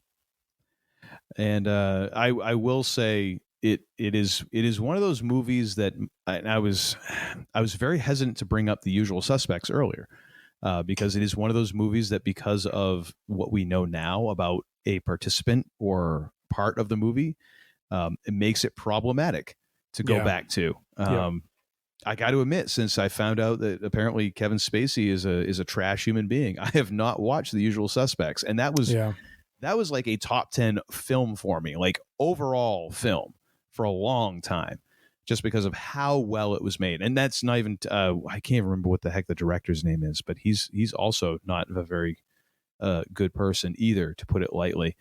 What's his name? The director of what? Usual Suspects. He also did X-Men. I can't remember. Let me look it up real quick. But you have, it's one of those things that kind of makes me now go, okay, I just, you know what? Bryan Personal Singer. decision. Bryan Singer. Like, personal decision, I just don't want to watch that movie. And it is tough because some of these movies, like American Beauty, won a ton of awards, was highly acclaimed, and probably still incredibly highly rated. What is it? I've got it here. 8.4 rating on IMDb. So highly rated. Yeah. Probably one of the most highly rated movies we're going to talk about today. And got to say, I've seen it once. I thought it was a really interesting movie. I don't know if I'd say it was like a movie that was one of my favorites of all time or anything like that. But I was like, wow, that is unlike a lot of the other movies I've seen. And now I'm like, I don't think I never need to really watch that again. I'm good. Yeah. But no, it's worth bringing up for discussion for sure. Understood. What is your number 4, sir? Number 4 for me is the Godfather 2 of the Toy Story franchise is Toy Story 2, which I would say, and the reason I put it that way as the Godfather Part 2 is that even though it's the sequel, it is arguably the superior movie to the original. The only thing that you really get, the original has is that it's the original, and you couldn't have the second without the first. But man, this movie is freaking loaded. Nice. First of all, you got director John Lasseter, and of course the writers John Lasseter, Pete Docter, longtime writer for Pixar, Ash Brannon. But then you start getting into the voice cast. Okay. Tom Hanks, Tim Allen, Joan Cusack, Kelsey Grammer, Don Rickles, Jim Varney, Wallace Shawn, John Ratzenberger, Annie Potts. I mean, come the frack on. And that's before you even get into like Arlie Ermey, you start getting deeper into the Wayne Knight, ladies and gentlemen. Wayne Knight, who we were talking about earlier as Newman, playing and what's his face from Jurassic Park. I can't remember Sam Neill? No. But the character he played in Jurassic Park, Wayne Knight. Oh, I don't remember the character's name. Sorry. Like, I mean, come on. This cast is loaded, and Kelsey Grammer, ladies and gentlemen, an example of like, oh, it's just an animated film. You're just going to voice it. It's fine. You could totally mail it in, and people would be like, "Man, you can't really tell." Kelsey Grammer came loaded for fracking bear with this movie, ladies and gentlemen. Like a performance par excellence as Prospector, Nice. playing a stuffed Prospector character, but yet manages to come off as like, oh dear God, he's frightening. Like, I'm terrified of this character. And I mean, of course, this is kind of like, I believe this is the last time that we have like the full collection of voices. Of course, Don Rickles, Mr. Potato Head, Jim Varney, Slinky Dog. I believe Rickles might have made it to 3. I think Jim Varney passed after this movie. So, I mean, it's kind of like the last original OG cast, even getting down to the secondary characters.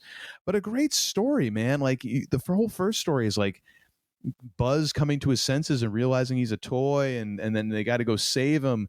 And this whole next one is like, okay, well, what happens when you're no longer the favorite? And what happens when you're not, center stage, and new friends come along and this and that. And, you're going to feel special, and kind of having to go save Woody. And it's actually I think a better story than the first one in many ways. It's almost a more grown up kind of story, like a more mature story.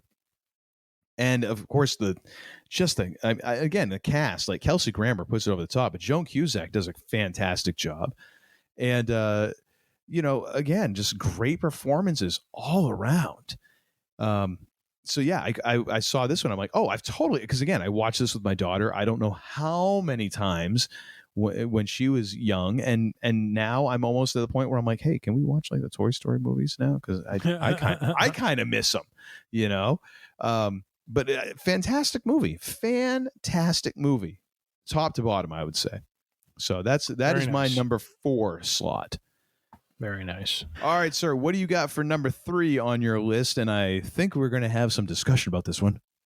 My number 3 is Star Wars Episode 1, The Phantom Menace. Ooh. Ladies and gentlemen, back in 1999, Uncle Todd and I shared an apartment, and I dragged him kicking and screaming. No, not really. Actually, were we still in the apartment at this point? We were. I thought that oh, that's right, because you were moving. Okay, never mind. I've got my timeline wrong. That's okay, right. so yes, continue, sir. Continue. Yeah, so we went and saw a midnight showing, one of the few midnight showings that I have gone for a movie, to see the Star Wars outing that highly touted diplomacy and blockades as the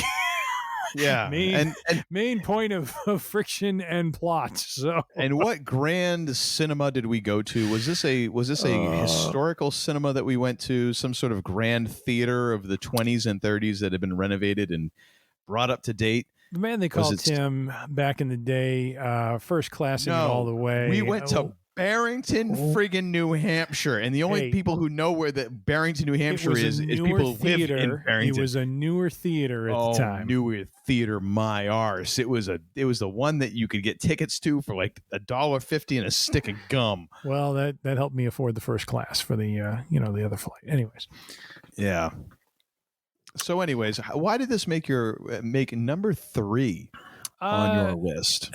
And this may be one of those cases where, as we talked about, there is that coloring of our view, a bias of sorts coming through, where the rose-colored glasses. The rose-colored glasses, where we have a situation here where the hype and the excitement around the first original Star Wars content in about 15 years was coming out. And telling, and basically being the start of an arc that was going to tell the story of Anakin Skywalker. So it was new and fertile territory that we were going to see a backstory of a major character in Darth Vader start to be told, and try to, basically coming to an understanding of how an innocent young boy imbued with the Force is going to become one of the biggest villains of all time. And so George, in all his wisdom, put together some phenomenal trailers. Movie, well, it's okay. I can look now. A movie. What's that? It was a movie. It had a beginning, a middle, and an end. It was. I mean, it had its moments. I thought the action was good. I appreciated the introduction of Darth Maul. I thought that was the start of what could have been, I think, a Vader. Not that Maul was ever going to get to the level of what Vader was, because Darth Vader was or is a unique villain, and that is what makes him iconic. But I thought George was going down a path of introducing a villain worthy of that, and at least something that was going to span the trilogy in Maul. And very surprised that Maul meets, or at least what we think is his end, at the end of this movie. So it was the start of seeing some opportunities, really get flushed down the toilet in some ways. And I just love how you're trying to put a shine on the fact that George Lucas gave us like one of the most iconic looking bad guys ever, and then jobbed him out unceremoniously at the end of the flick. Yes. And we're all just like, what the hell's going to happen now? Right. Who's the bad guy? So I just love how you like the effort you're putting into, like, man, are you sure? Are you on the take from George as well as Feige? Like, are you getting a paycheck from both of them? Wait. I'm not trying to justify what he did. I'm saying I don't agree with it. I think but I mean, even in doing that, you're like trying to put the best spin possible on it. Like, you ought to be in public relations, sir, for the job you're doing on. I'm saying it as a compliment, sir. It's amazing. I told you in Denver, sir, it's all about the messaging. It's all about the messaging. Yes. And your messaging right now says that I'm on the payroll, is what that's saying. Well, I'm hoping to be on the payroll. This was, I think, one of the biggest movies of '99. Not to say that it was quality wise one of the best, but I will say it, for what it was at the time, it was like I mentioned, first original content in 15 years, 16 years.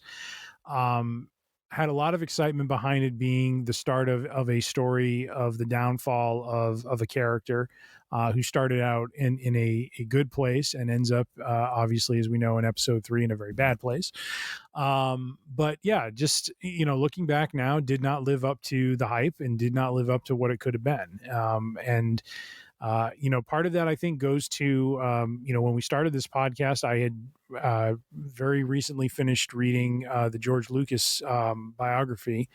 That was, I forget the author's name, and unfortunately I sold the book, so I don't remember. I'll have to look it up. But in that biography, he talks about how, really writing scripts is not his, he has a picture in his head of what he wants to do, but he does not enjoy the writing process. And I think we start to see that in this first movie, and we see it in episode 2. I think episode 3 is better. I think episode 3 salvages and is probably the best of the 3 in this trilogy, but this is definitely where we start to see, some of the limitations of Lucas, and it would have been better if he involved some other people to write it. Maybe he could have still directed it, but yeah, we definitely start to see that in this movie. But it is nonetheless, it is still my number 3. Nostalgia, and as I look back on this, this was exciting for me. I was very excited about new Star Wars content, and given that we're talking about 99, I gotta rate it highly because it was something I looked forward to and enjoyed. And I'll agree. I mean, the fact that everyone was looking forward to it, because it was, and no one ever thought we would get more Star Wars movies. Like, even people who were working for Lucasfilm started out thinking, I'm going to make the next Star Wars movie. And they're like, and in the back of my head, I thought, then that's never going to happen. And then they ended up working on this flick. It's like, oh my gosh. And it was huge. You're absolutely correct. It was the top grossing movie of 1999 at $474.54 million at the box office.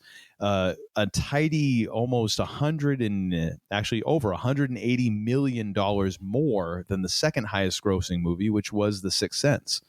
So it's, however, that being said, so the top 5 movies of 1999. Number 1, Star Wars Episode 1. Number 2, The Sixth Sense. Toy Story 2. Austin Powers, The Spy Who Shagged Me, and The Matrix coming in at number 5. Of those movies, The Sixth Sense, Toy Story, and The Matrix are the most highly rated. And it's easy to see why, Man, George, and you're right, someone else needed to be in the writer's room with him. George is a sole credited writer. He is the director. He is the producer. His name is firmly tacked onto this turd of a movie. And I think the biggest problem was, for someone who is self-admittedly not good at writing scripts, it should have been like, hey, I probably have Larry Kasdan's number around here somewhere. Let me give him a call. He did a pretty dang good job on that Empire Strikes Back flick. I've got a long ways to go from episode 1 to make this tie up to episode 4. I need some help, and he didn't get it, and therefore the rest of the trilogy was always playing catch up. And by the time he hits, episode 3, the reason why it's so good is because, like, okay, there's a short distance. I just have to get from here to there, and it's within sight. Whereas, like, from episode 1 to episode 4 is over the horizon. Mm-hmm. And he was not even like walking. He was moseying to get to the point in that movie. I was like, the Phantom Menace makes the first 2/3 of Titanic look like it's an action flick moving on meth. Holy God. Like, we're watching that movie, and even as I'm excited to watch Star Wars, I'm like, is there gonna be a point to this eventually? I kind of hope so. Hey, look, the storyline is described in IMDb. The Evil Trade Federation, led by Newt Gunray, is planning to take over the peaceful world of Naboo. Is that not exciting, ladies and gentlemen? Hell no, it's not exciting. I don't hear Jedi, Sith, Vader. Oh, wait, at all in any of that. Wait, the next sentence. Jedi Knights, Qui-Gon Jinn and Obi-Wan Kenobi are sent to confront the leaders. AKA two mofos you ain't never heard of. Going up against another mofo that you ain't never heard of, but he looks kind of cool. So again, here's the thing. And this is why, to me, ladies and gentlemen, I just want to state unequivocally, I'm a Paul Heyman guy, that Paul Heyman, say whatever you want about professional wrestling. And I've talked to my wife about this, and she's been, good Lord, she's a saint for actually even just listening to me blabber about this stuff. But Paul Heyman talked about like storytelling in wrestling. And the thing is that this carries over to every other, this is storytelling at its basic. Who are these people? Why are they fighting? And why should I buy a ticket? That is storytelling. What's the conflict? Who are the characters? Who are the people involved? What's the conflict? And why should I give half a damn about it? Enough to buy a ticket, buy a book, stream the movie, whatever. And if you can't like answer all those questions, you ain't got a story. And the problem is, it took George so long to get to the point with that by the time you got there, you're like, ugh, I just don't even care anymore. I'm just waiting for the credits to roll and hope that the next two movies are better. That's my piece. All right. Well, that's my number 3, Star Wars Episode 1, top grossing movie of 99. Rightfully so. I mean, it's a landmark. It is a landmark. However, the thing is, it's a landmark that quite honestly could burn down and people will reference it and not really ever care about what happened. Everything that happens in that movie is referenced in other movies. You don't even need to watch the damn movie. Like, you could rewatch the entire saga and just not watch Episode 1. Just skip it entirely and you'll catch up later on. It's insane. I think you like the pod racing. You're just afraid to admit it. Yeah, that's great. One good scene out of an entire flick. I think you like Darth Maul. Not really, because even that, at the end, you're like, well, he's got to get away or something. No, we're just going to chop this mofo in half and call it a day. Like, and you didn't even care about him at that point because, he was supposed to be this big bad. You only saw him in like 2 scenes. It's like you didn't even you just spent all that time just gawking at Anakin like, oh, isn't he so cute? Oh my gosh, he's going to kill so many people. And yet we don't focus on who the actual bad guy in the movie is. Like, yes, Anakin's going to be the eventual bad guy. How about this flick? Unless Anakin's going to pick up a lightsaber and start killing a bunch of Jawas or something, I don't care. Like, I want to know who the bad guy in this movie is. Again, who are these people? Why are they fighting? And why do I care? All right. Still my number 3. I rest my case. My name is Uncle Todd, and I am the advocate for people who hate Phantom Menace. Still a good flick. However you want to delude yourself, or however much Old Forester you've had, I don't know, whatever. What's your number 3? My number 3 is the Blair Witch Project, which was, to me, is one of I could count the number of actual horror movies. Actually, I don't even know. Would you qualify the Blair Witch Project as a horror movie? It's kind of a suspense thriller. Would you call it a horror movie, though? Well, I don't know. It's hard for me to distinguish between suspense, thriller, and horror because sometimes the suspense leads to the horror. You know what I mean? And I feel like this movie kind of does that. Yeah. For me, this is about as close to a horror movie as I will willingly actually go to see. Okay. So I remember seeing this one I did see in the theater, and I vividly remember exactly where I saw it. I saw it at a multiplex, a rather large multiplex in Hampton Roads, Virginia. And me and friend of the show, and actually guest on the show, Mike, we're traveling down to Virginia along with our friend Mel to see another friend of ours who was living down in Virginia during the summers. So we went down there to visit her for like a weekend, and we had to kill time because our friend worked at Busch Gardens at the time, and so she was getting out at like 10 o'clock, 11 o'clock, something stupid like that. So we were killing time between dinner and when we were going to go home and drink a bunch of beer. That was really what we were doing. And so we were like, hey, let's go check out this Blair Witch movie. We went and watched the Blair Witch Project, and I was just aghast at the end of it. And it is one of the weirdest experiences I've ever had in cinema, because in the theater, the movie ends, the credits start rolling, the house lights come up, and nobody moved. Yeah. Yeah. Nobody moved. Like, and normally, like, there's people who get up right as soon as the credits start. Nobody. And it stayed that way for a good minute or two. We were all just sitting in our seat like, what in the hell just happened? Yeah. You know? And I've never been in a movie theater where you could feel that, and the tension was still in the room, because we were almost waiting for the credits to get interrupted by something. Like, there wasn't a mid-credit scene thing at the time, but we were waiting for it because, like, no, that's surely not the end of the movie, right? And eventually we all kind of get up and we go out into the lobby, and this lobby was fairly big. And so me and Mike are standing there, and our friend Mel says, okay, I got to go use the bathroom. And she goes off and uses the bathroom. And Mike and I, being, you know, young bucks and kind of just, you know, not caring, not thinking too far ahead, we're still thinking of the movie, and we see like an arcade. And so we kind of go diagonally across this gigantic lobby to this arcade, and we go over there and we're checking this thing out.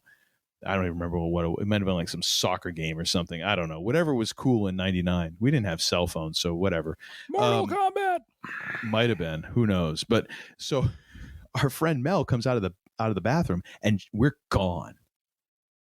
We're nowhere to be seen, and she freaks the F out. Really? And then eventually she spots us over at the arcade. She comes over and she grabs us by the shoulder bolts and spins us around. She's like, don't ever leave me again. Just like that. And it was like, it was funny, but yet I got it. Yeah. And it's kind of funny because I'm like, we're in a well-lit area. Like, we didn't leave you in a rest area at a dark, you know, on a darkened side of the highway or anything. Yeah. Oh my gosh. But it was funny. That unsettling of a movie. And the times that I've watched it since then, I've watched it with a couple different people, and I always insist on, we're watching this completely in the dark. Like, all the lights are out. Everything is dark. Not a light on in the house. Shades pulled. Because I just want to get back to that immersive experience of seeing this movie for the first time and going, what in the hell did I just watch? Yeah. You know? Yep. And it was like that kind of underground guerrilla marketing too. And it was insane. And just the effect that movie kind of had on cinema in general. Yeah. It really was like, it kind of fooled people. Like, people really didn't legit know it was the beginnings of the internet, you know, of really kind of the internet kind of becoming the thing that it is becoming, that it is now. And it was just this weird phenomenon. And I can't ignore that, because at the end of the day, like, the making of the movie, where the actors were essentially like kind of their own film crew, is a whole story in and of itself. And the fact that you wind up with something usable is really remarkable. So just for the effect that had, and it had kind of on me as a film goer, I had to put that at number 3. Nice. What's sitting at number 2 for you? First rule of Fight Club: we don't talk about Fight Club. Okay. So my number 2 is yeah, my number 2 is Fight Club.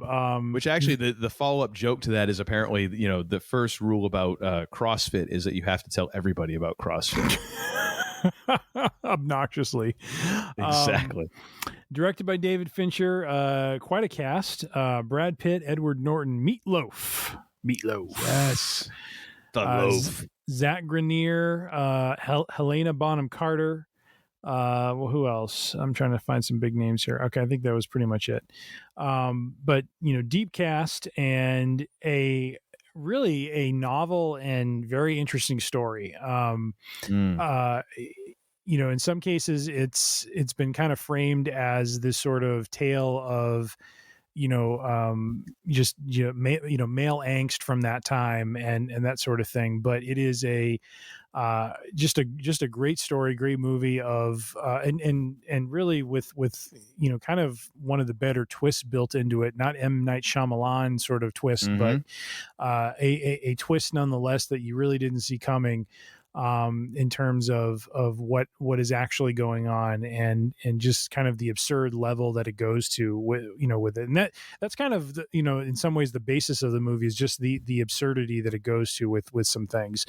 But really is just a great, just a great story and really a story of a young man kind of coming to terms with what his life is and coming to terms with who he is and just doing it in a very, very creative way and really kind of at a like I said, in a very absurd way as well. And so I just when I watched it, it was just so different from a filmography standpoint. I mean, there's a lot visually going on with it that's really intriguing and kind of enhances the story. They go into almost like breaking the fourth wall around things like with film and just some of the subtleties that happen with film and stuff like that. And, just kind of talking about, commercialism and things like that. It touches on a whole bunch of themes, very deep. And just has a great, I think it has an interesting message to it, and so I really enjoyed this film, felt it was worthy of the number 2 spot and is my pick for that number. So what are your thoughts? Very nice. This was definitely in my top 5, and when I saw that you had picked it and I realized I had more flicks than I knew what to do with, I was like, hey, I'll still get to talk about it because Tim picked it. So thank you. Welcome. Have you ever read the book? I have not. Okay. I think it's interesting because I am one of those annoying folks who will be like, yeah, the book was better. And mostly, I mean, partly because I'm a jerk, that, and I just take pleasure in doing that to people. But honestly, books usually are better because you get so much more room to breathe. You get so much more room for detail to go in depth in things because you're not expecting to get in and out of a book in 2 hours. Sure, yeah. This is one of the very few books that I have read and seen the movie where I'm like, the book actually improved. The movie actually improved on the book. And none other than the author, Chuck Palahniuk, has said that it's an improvement on what he wrote. And that's an accomplishment to get an author to say, yeah, you know what? That movie that you took my book and distilled down to a 2-hour movie, that's pretty damn good. That's actually better than what I wrote. Yeah. That doesn't happen very often, Yeah. And it's a tribute to David Fincher and also to Brad Pitt and to Edward Norton and just their performances and the overall visual style. It just sort of all came together. And yeah, it really is such an influential flick and a good flick. And that's from someone who enjoyed the book a lot and who has enjoyed several of Palahniuk's books. Not so much the ones lately because somewhere along the line it feels like that dude kind of went off the rails. I'm just going to say, but this book definitely was great. Yeah, I thought I like the term used, style. I think that's the better term to use, is stylistically, both in terms of the writing, so what is articulated on screen and the way it is presented. Has such a unique style to it that this is a movie that whenever it is on TV, again, if I'm not doing something super critical, I will plop down and just watch it because I just really enjoy it. You know what I mean? And it is just, and I enjoy experiencing it, because of that stylistic tone to it. So I don't know how to really describe it other than that. There's something about when you watch certain movies that you just get drawn into them and you just want to just kind of experience it again because it was just, just such an interesting experience when you went through it for the first time or second time and so forth. And so, yeah, stylistically is probably one of the stronger movies from '99. Yeah, there's several movies, I think, and some just in this list that we've talked about that you kind of wish you could go back and see for the first time. You wish you could just wipe your memory so that every time you would rewatch it, it's the first time, so you get to experience that again. You know, like we've both rewatched Battlestar Galactica a couple of times now, but it's not the same as when you watched it the first time. And there is a part of me that understands that whole like, if only I could just wipe out my memory of that and go back and see it for the first time to get those holy crap moments. Fight Club is kind of in that category, you know, and I worthy inclusion to your list, sir. Very nice. I'll go with at number 2 for me, a movie that was probably much maligned and also would not make a whole lot of top 5 lists. But I'm going to go with Kevin Smith's Dogma because honestly, I think this is one of his better flicks. And I think it's a really interesting flick and is just one of those movies that I'm like, wow, he really kind of tapped into some interesting stuff, but while also getting some good, you know, fart jokes and poop jokes in there as well. So I'm always a fan of that because my sense of humor just stops somewhere around age 12. But it's a great, to me, it's a very interesting story. You know, 2 angels who have been cast out of heaven who are willing to just completely undo, you know, existence as a whole in order to either gain access to heaven or to just stop having to live on earth. And such a great cast. Although I will get into one that probably everyone was wishing hadn't been. So of course we have Batfleck, we have Ben Affleck, we have Matt Damon, we have Linda Fiorentino, we have George Carlin, ladies and gentlemen. Oh, nice, playing Cardinal Glick. Oh my gosh, so good. Of course, then we have some normal cast of characters. We have Brian O'Halloran. Then we start getting into you know, more of Kevin Smith's friends. Janeane Garofalo in a very brief appearance. Jason Lee as Azrael, a demon from hell. And then also, of course, we have, oh my gosh, why am I completely forgetting his name? Alan Rickman as the Metatron. The voice of God, which in many ways just seems so right that God would sound like Alan Rickman. I'm like, sure, you know what? I'd be good with that. Yeah, you know, I'm fine with that. But oh my gosh, such just a fun movie, but also kind of had some like deep moments. Also, oh my gosh, this is the thing I hate about the new frackin' IMDB page is you have to like click through 8 different things to get the full cast because then it's just like in order of appearance. So a lot of the people who don't show up till later on. So of course we got Chris Rock as Rufus, the 13th apostle, which is such a great concept. Like I want an entire Rufus the 13th apostle movie, quite honestly. I wish that was, you know, after Kevin Smith gets done roadshowing Clerks 3, I really hope he goes back and revisits that. And damn it, I hope Chris Rock is on board for that because that would be great. We have Selma Hayek, of course, as Serendipity, which, I mean, anything Selma Hayek is in, she is just one of those. I'm wondering. I think Selma Hayek is probably like 5'1" at best, but seems like she has an attitude that's like 6.5 feet tall, which I just so appreciate. But yeah, so the funny thing about this is the movie which was being protested before it was even released. People were very upset that Kevin Smith was making a movie that had anything to do with the Catholic Church and were protesting the movie. The movie hadn't even been released yet, and they were protesting it, so no one had seen it. So they're protesting a movie they hadn't seen. So Kevin Smith decides he's going to go down and protest his own movie.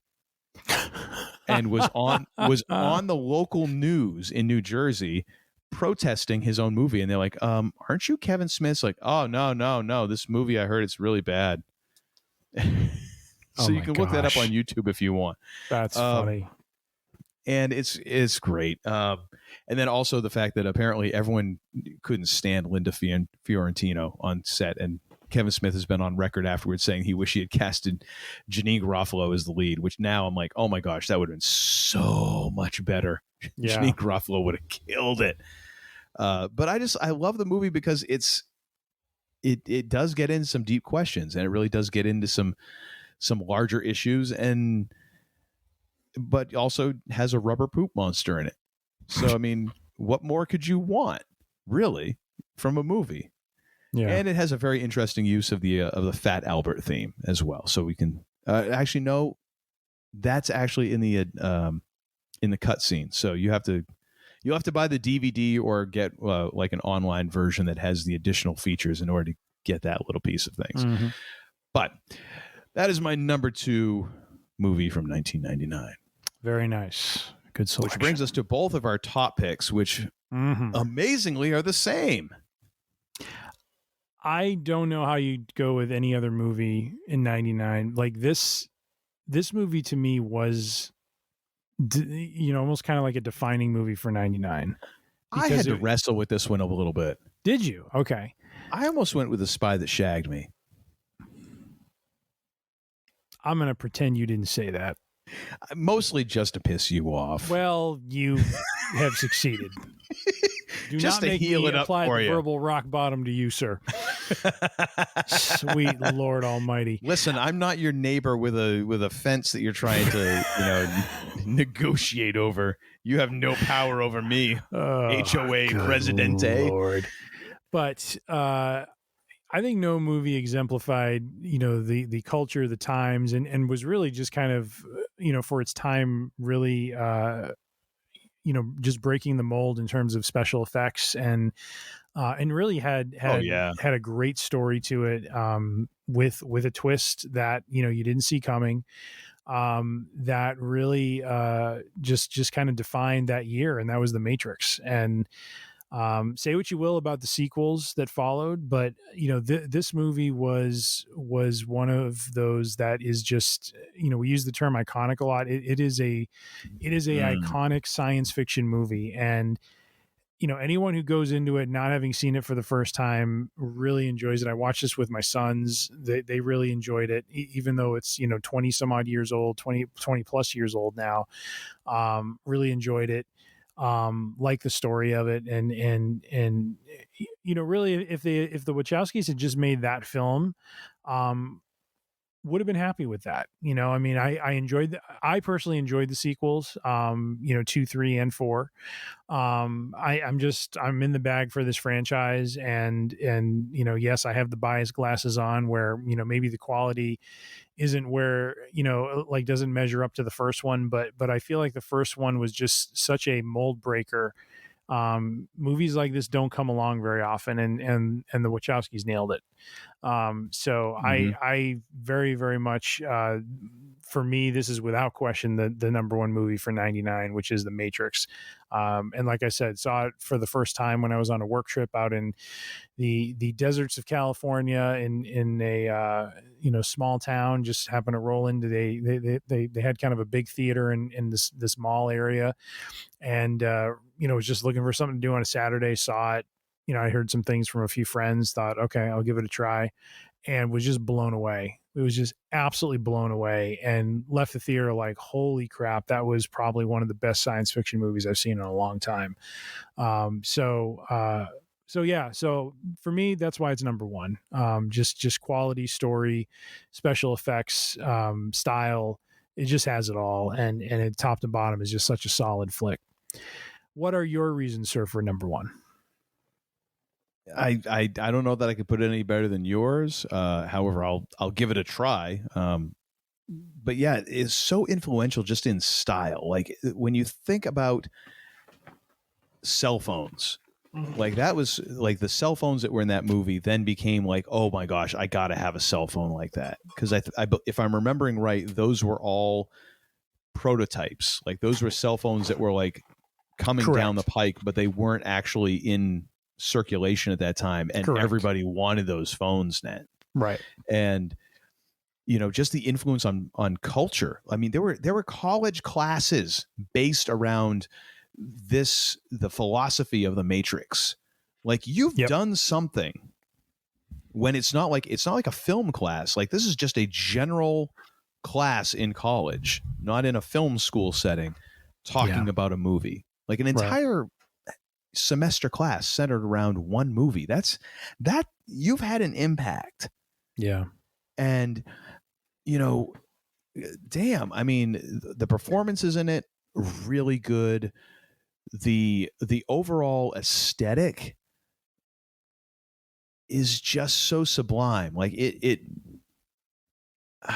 you never really have a question of where you are.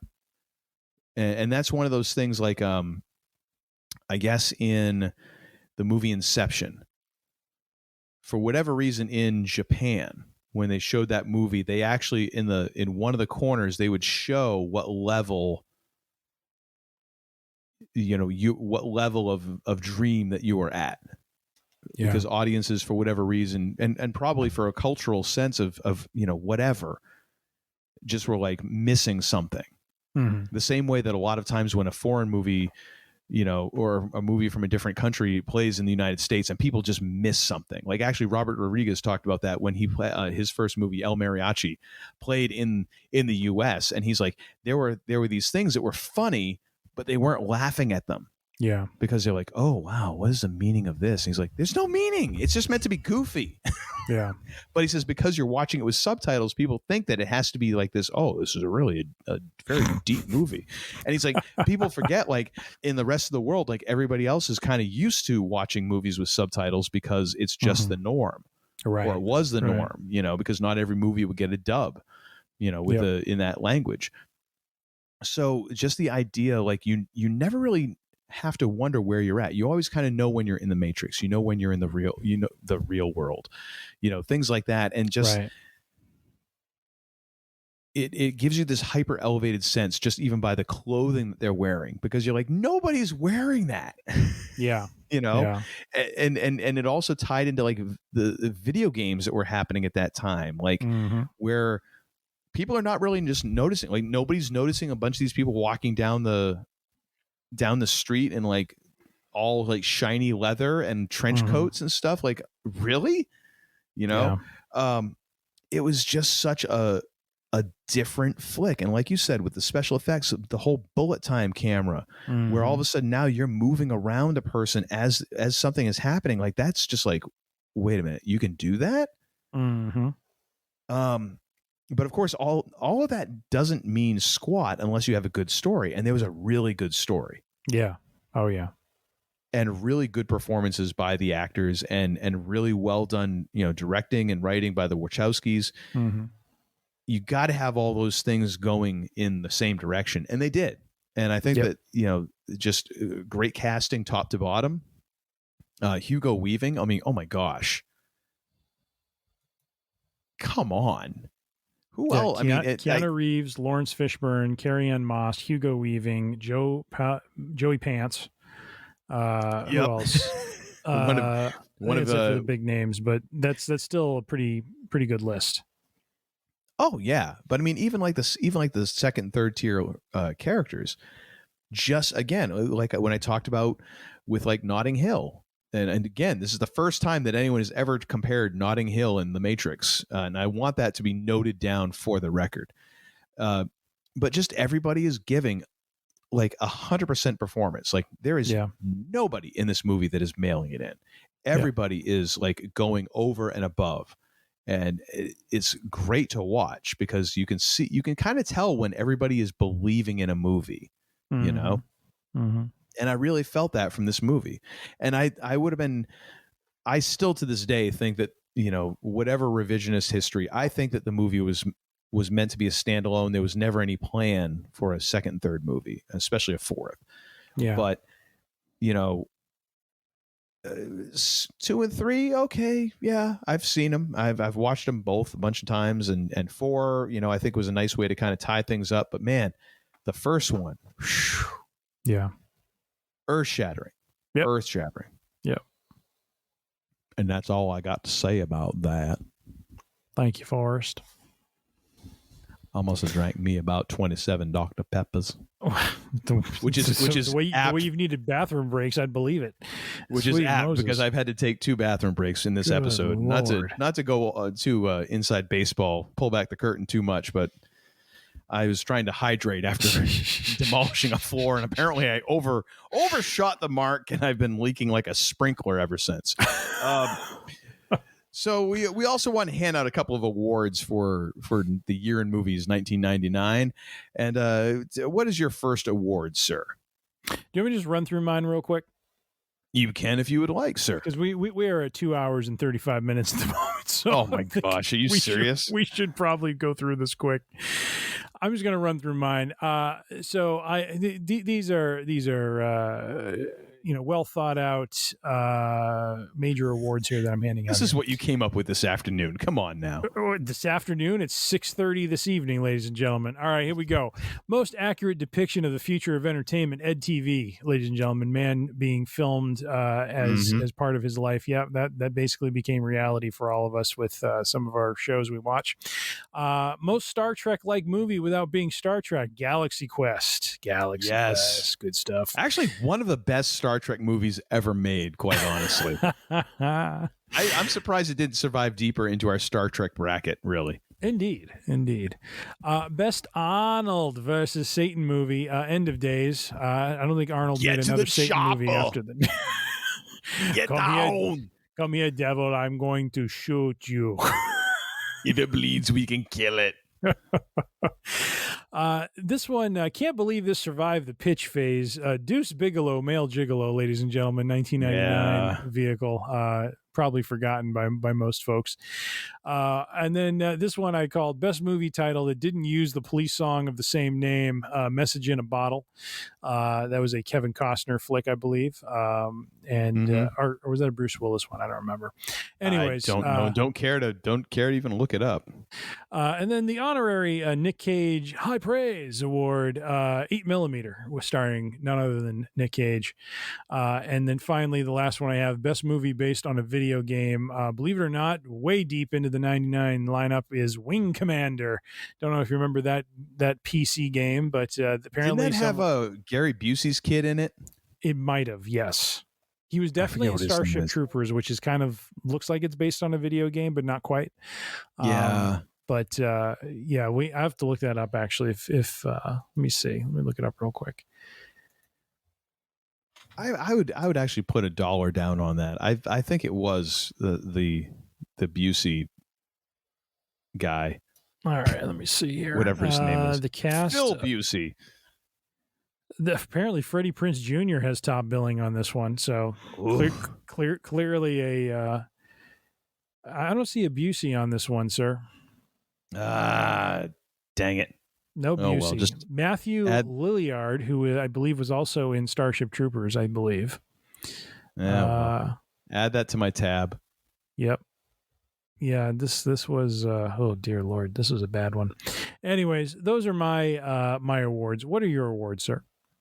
Well, first of all, oh my gosh, look at this. Sorry, I'm getting deep into other IMDb credits here.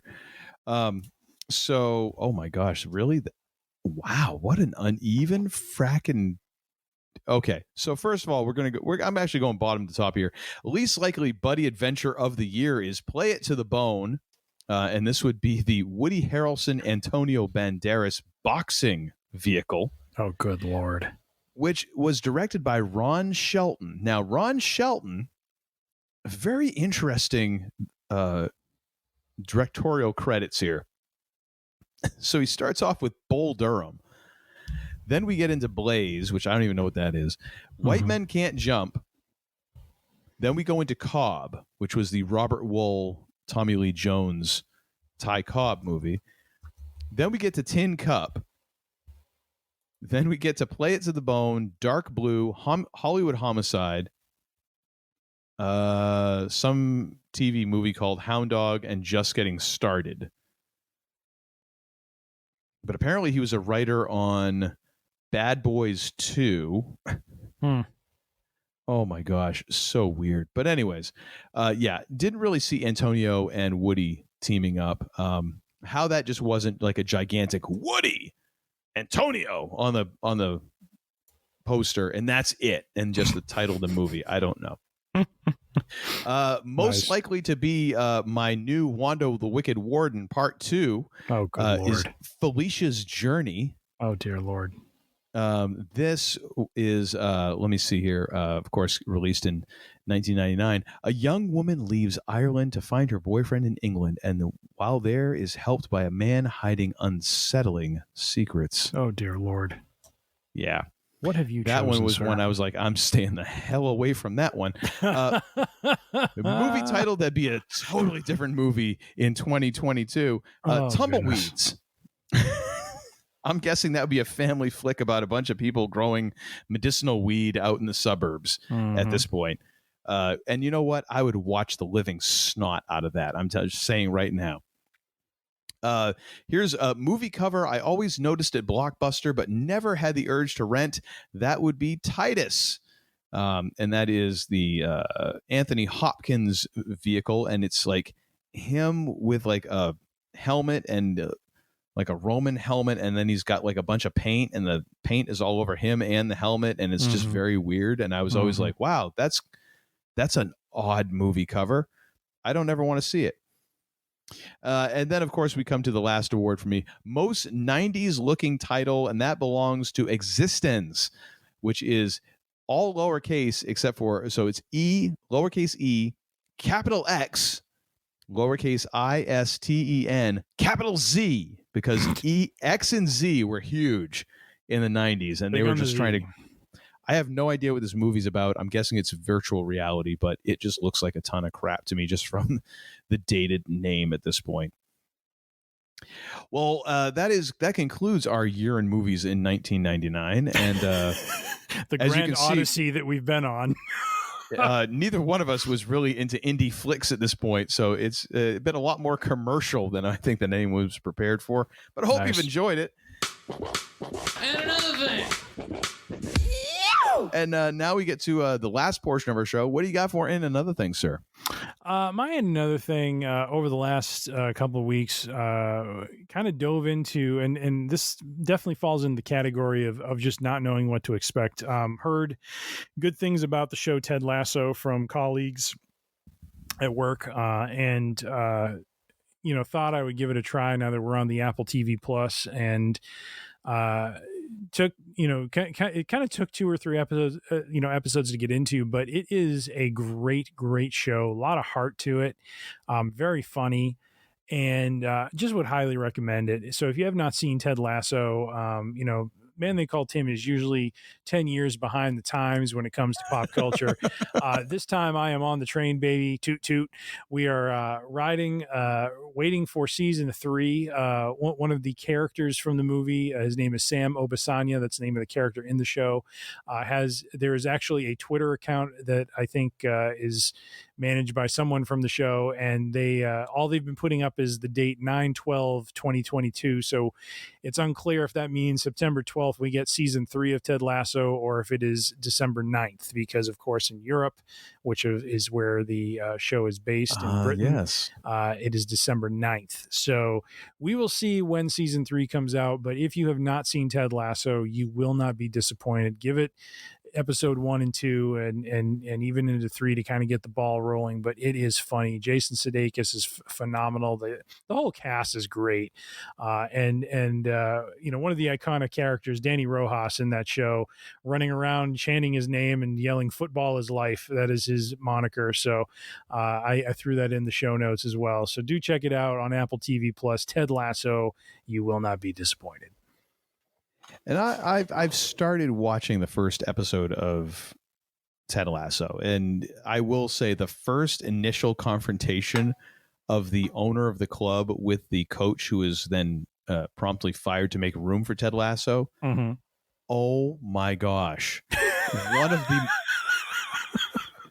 of the best written and acted scenes I think I've seen in a pilot ever. Yes. Oh, that was just chef's kiss. Mwah. Oh, it was lovely.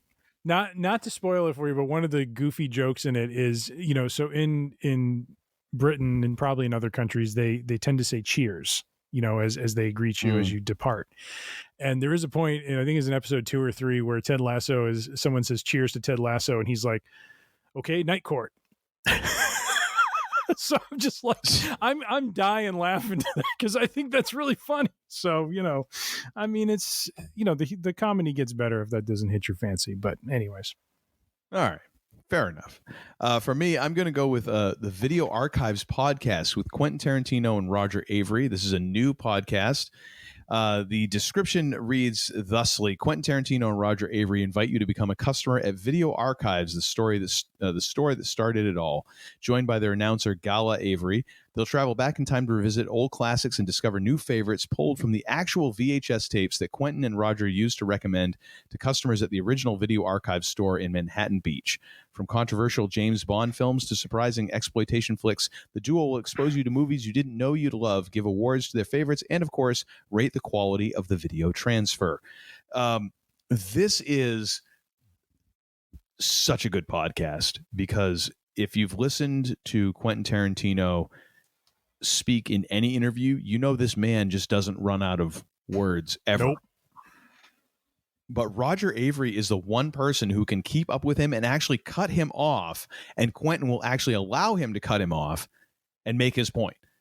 Nice. It is rather amazing listening to these two talk about films because their knowledge is encyclopedic, first of all, but also they're able to play off of each other, and you get the fact that they really enjoy just talking about films. It's so cool. It's a great listen. Even if sometimes, like I've listened to, I think I've listened to everything except the newest episode, and some of them I knew vaguely of. Some of them I didn't know at all, and I'm listening to it and I'm like, I feel like I have a good view of the film afterwards, even if I didn't get half of the references that they're throwing out. Like they're throwing out this, oh yeah, and I'm like, what in the hell are they talking about now? I've got no friggin' idea. But you know what? It's so entertaining. But it is a great podcast to listen to and subscribe to. I'm going to link the Apple Podcasts link, but of course I think it's on Spotify. It's on most of the major podcasting platforms, so you can pretty much find it anywhere. I did not see an actual website for it, so but it is well worth going back and digging through that. And of course it is interesting because they actually read the description off of the back of the old VHS box, and you realize how cheesy some of those boxes were when you go to read them at Blockbuster or your local video store, and you're like, oh, this sounds good. And now you hear it, you're like, oh my gosh, that sounds terrible. What PR person was in charge of that? And why were they hired to do anything else? But Video Archives podcast, definitely worth a listen. Nice. Very nice. Well, thank you very much for all the members of the Free Range Idiocy congregation who are still with us after all of this time. We certainly appreciate you tuning in, listening, downloading, and subscribing. Thank you so much. You make this show worthwhile. Although, of course, we would still be doing this just with far less listeners. Yes, because we're not on video because, damn it, nobody needs to be subjected to that. However, if you'd like to join the Free Range Idiocy congregation, you can go to freerangeidiocy.com. You can find all of our episodes there and download them individually. You can also subscribe on Apple Podcasts, Google Podcasts, a whole slew of others. Just go ahead and search Free Range Idiocy Podcast, and we will turn up for you forthwith. You can find us on the social medias. We are on Instagram, we are on Facebook, we are on Twitter. Oh, actually, we aren't on Twitter because Twitter has decided to block us out of our account. What? Jerks. Oh yeah, I got to fill you in on this. I don't know. So we had some quote unquote suspicious activity. I'm like, I hadn't even tweeted in a couple of days. And then I know at some point along the line I had verified our email address, and now I've tried entering every email address I've had since friggin' college and can't get into our account. And because we're not 8 billion followers like Kanye or Beyonce or something, we don't rank getting Twitter support. They just basically stopped responding to me. So we're not on Twitter right now, but you can still find us on Instagram and Facebook at Free Range Idiocy. And maybe eventually Twitter will pull its head out of its arse and let us back into our account. If you have any questions, thoughts, or concerns, you can send those to tim@freerangeidiocy.com, and he will get back to you. You know what? If you have a suggestion for a show, actually, that'd be great to send to him, because sometimes we just go, I don't know, and you end up with episodes like this. No, we actually thought this one up. The ones that you really get stuck with are the times where like literally like, oh, what can we cobble together here? But now, before we hand this off to the man they call Tim to take us home and to finally end this episode, I like to ask the second most important question ever uttered by humankind. The first, of course, being what is hip. The second, of course, being what the hell did we learn this episode? We've learned the following, sir. We have learned that after a few weeks off, apparently we're capable of putting on a close to 3-hour show. It's all about the rest. We're well rested. We are well rested, and we do want to give our listeners all the content they can muster and handle. We've also learned sweet content. That's right. We've also learned Stone. What was it? Stone Hammond or something like that. Stone Alexander. Stone Alexander. Are you the video? Are you the cable TV repairman? Oh, good sorry. Lord. I got lost there for a minute. Are you the Antichrist? Why, yes, I am. Wait a minute. What kind of movie am I watching? A really bad one. That's the answer. We have also learned Star Wars Episode 1 is a quality flick, ladies and gentlemen. Don't listen to him. Pay He's no attention, jaded, Uncle Todd. and he's on the take from George. He really is. He's on the. You know what? It's even worse. He's not even on the take. He wishes he was on the take. He wishes that George would call him to mow his lawn. Indeed. That's what he would do. He'd be out at Skywalker Ranch with a push lawnmower on 18 acres. But hey, George, is this short enough? No? Okay, I'll go back. I'll redo it. We have also learned that and moving right along. Apparently, quality knows no limit when it comes to movies like Simon Says or The Omega Code or Revelation. Yeah. Did we look up what Omega Code? Did that meet the Showgirls line? I looked at it and I don't remember. I think it was close to Showgirls. Let me look it up real quick while we do this. I'll tell you what. You proceed. I'll look it up for you. I got it. The Omega Code. Wow, Kenny Omega actually comes up as an actor. Did you know 3.5. It's actually worse than Showgirls. So there you have it. Ooh, well, that says it all. That says it all. We've also learned that there are some movies that somehow get past the pitch phase, and we're not quite sure how. But Deuce Bigalow, Male Gigolo, and Superstar somehow were made. I don't know. I guess we just blame Lorne Michaels. Pretty much. Finally, we have learned that The Matrix is a top quality movie. If you have been living under a rock or have not yet seen it, please do so, because it is a quality flick. It will wow you, it will amaze you, and it is certainly worth your time. So do check it out. It will jingle your chimes. Indeed. Much like Stone Alexander. And we have learned that Uncle Todd really is keen to the name of Stone Alexander, apparently. Because it sounds like it's either a porn name or like a writer of bad spy novels. It's one of the two. Good Lord. Well, with all that, folks, be safe, be kind, be healthy, be good to one another. And, well, for no other reason than, the man they call Tim probably spent a few too many shekels on those electric scooters down in Washington, D.C. Please, we need to save some shekels. Would you please hit the lights on the way out? And don't come back until you've redeemed yourselves. Kind of makes me wonder if, like, in other cultures, if there's like certain types of names that would be considered like adult film names, like in Scotland, is there like, hey, are you the Rotorooter man? Hey, Clan Ferguson. Ring, ding, ding, ding, ding, ding, ding. That's the thing. Like, can you do porn music on bagpipes? I think it's hard to do. Well, I mean, bagpipes are a musical instrument, but yeah, I don't know that you could play that and pull it off. I don't know. I need you to research that for the next show. I'll get right on that, sir. Type into the Google search. Let's see, bagpipes playing porno music. That search won't go anywhere wrong, will it? in the next show, broadcasting live from Tim's garage.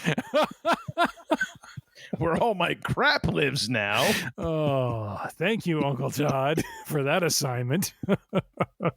I'll send Patrick out to keep you company. Oh, thank you. That'll make it fully complete. Now get the hell out of here!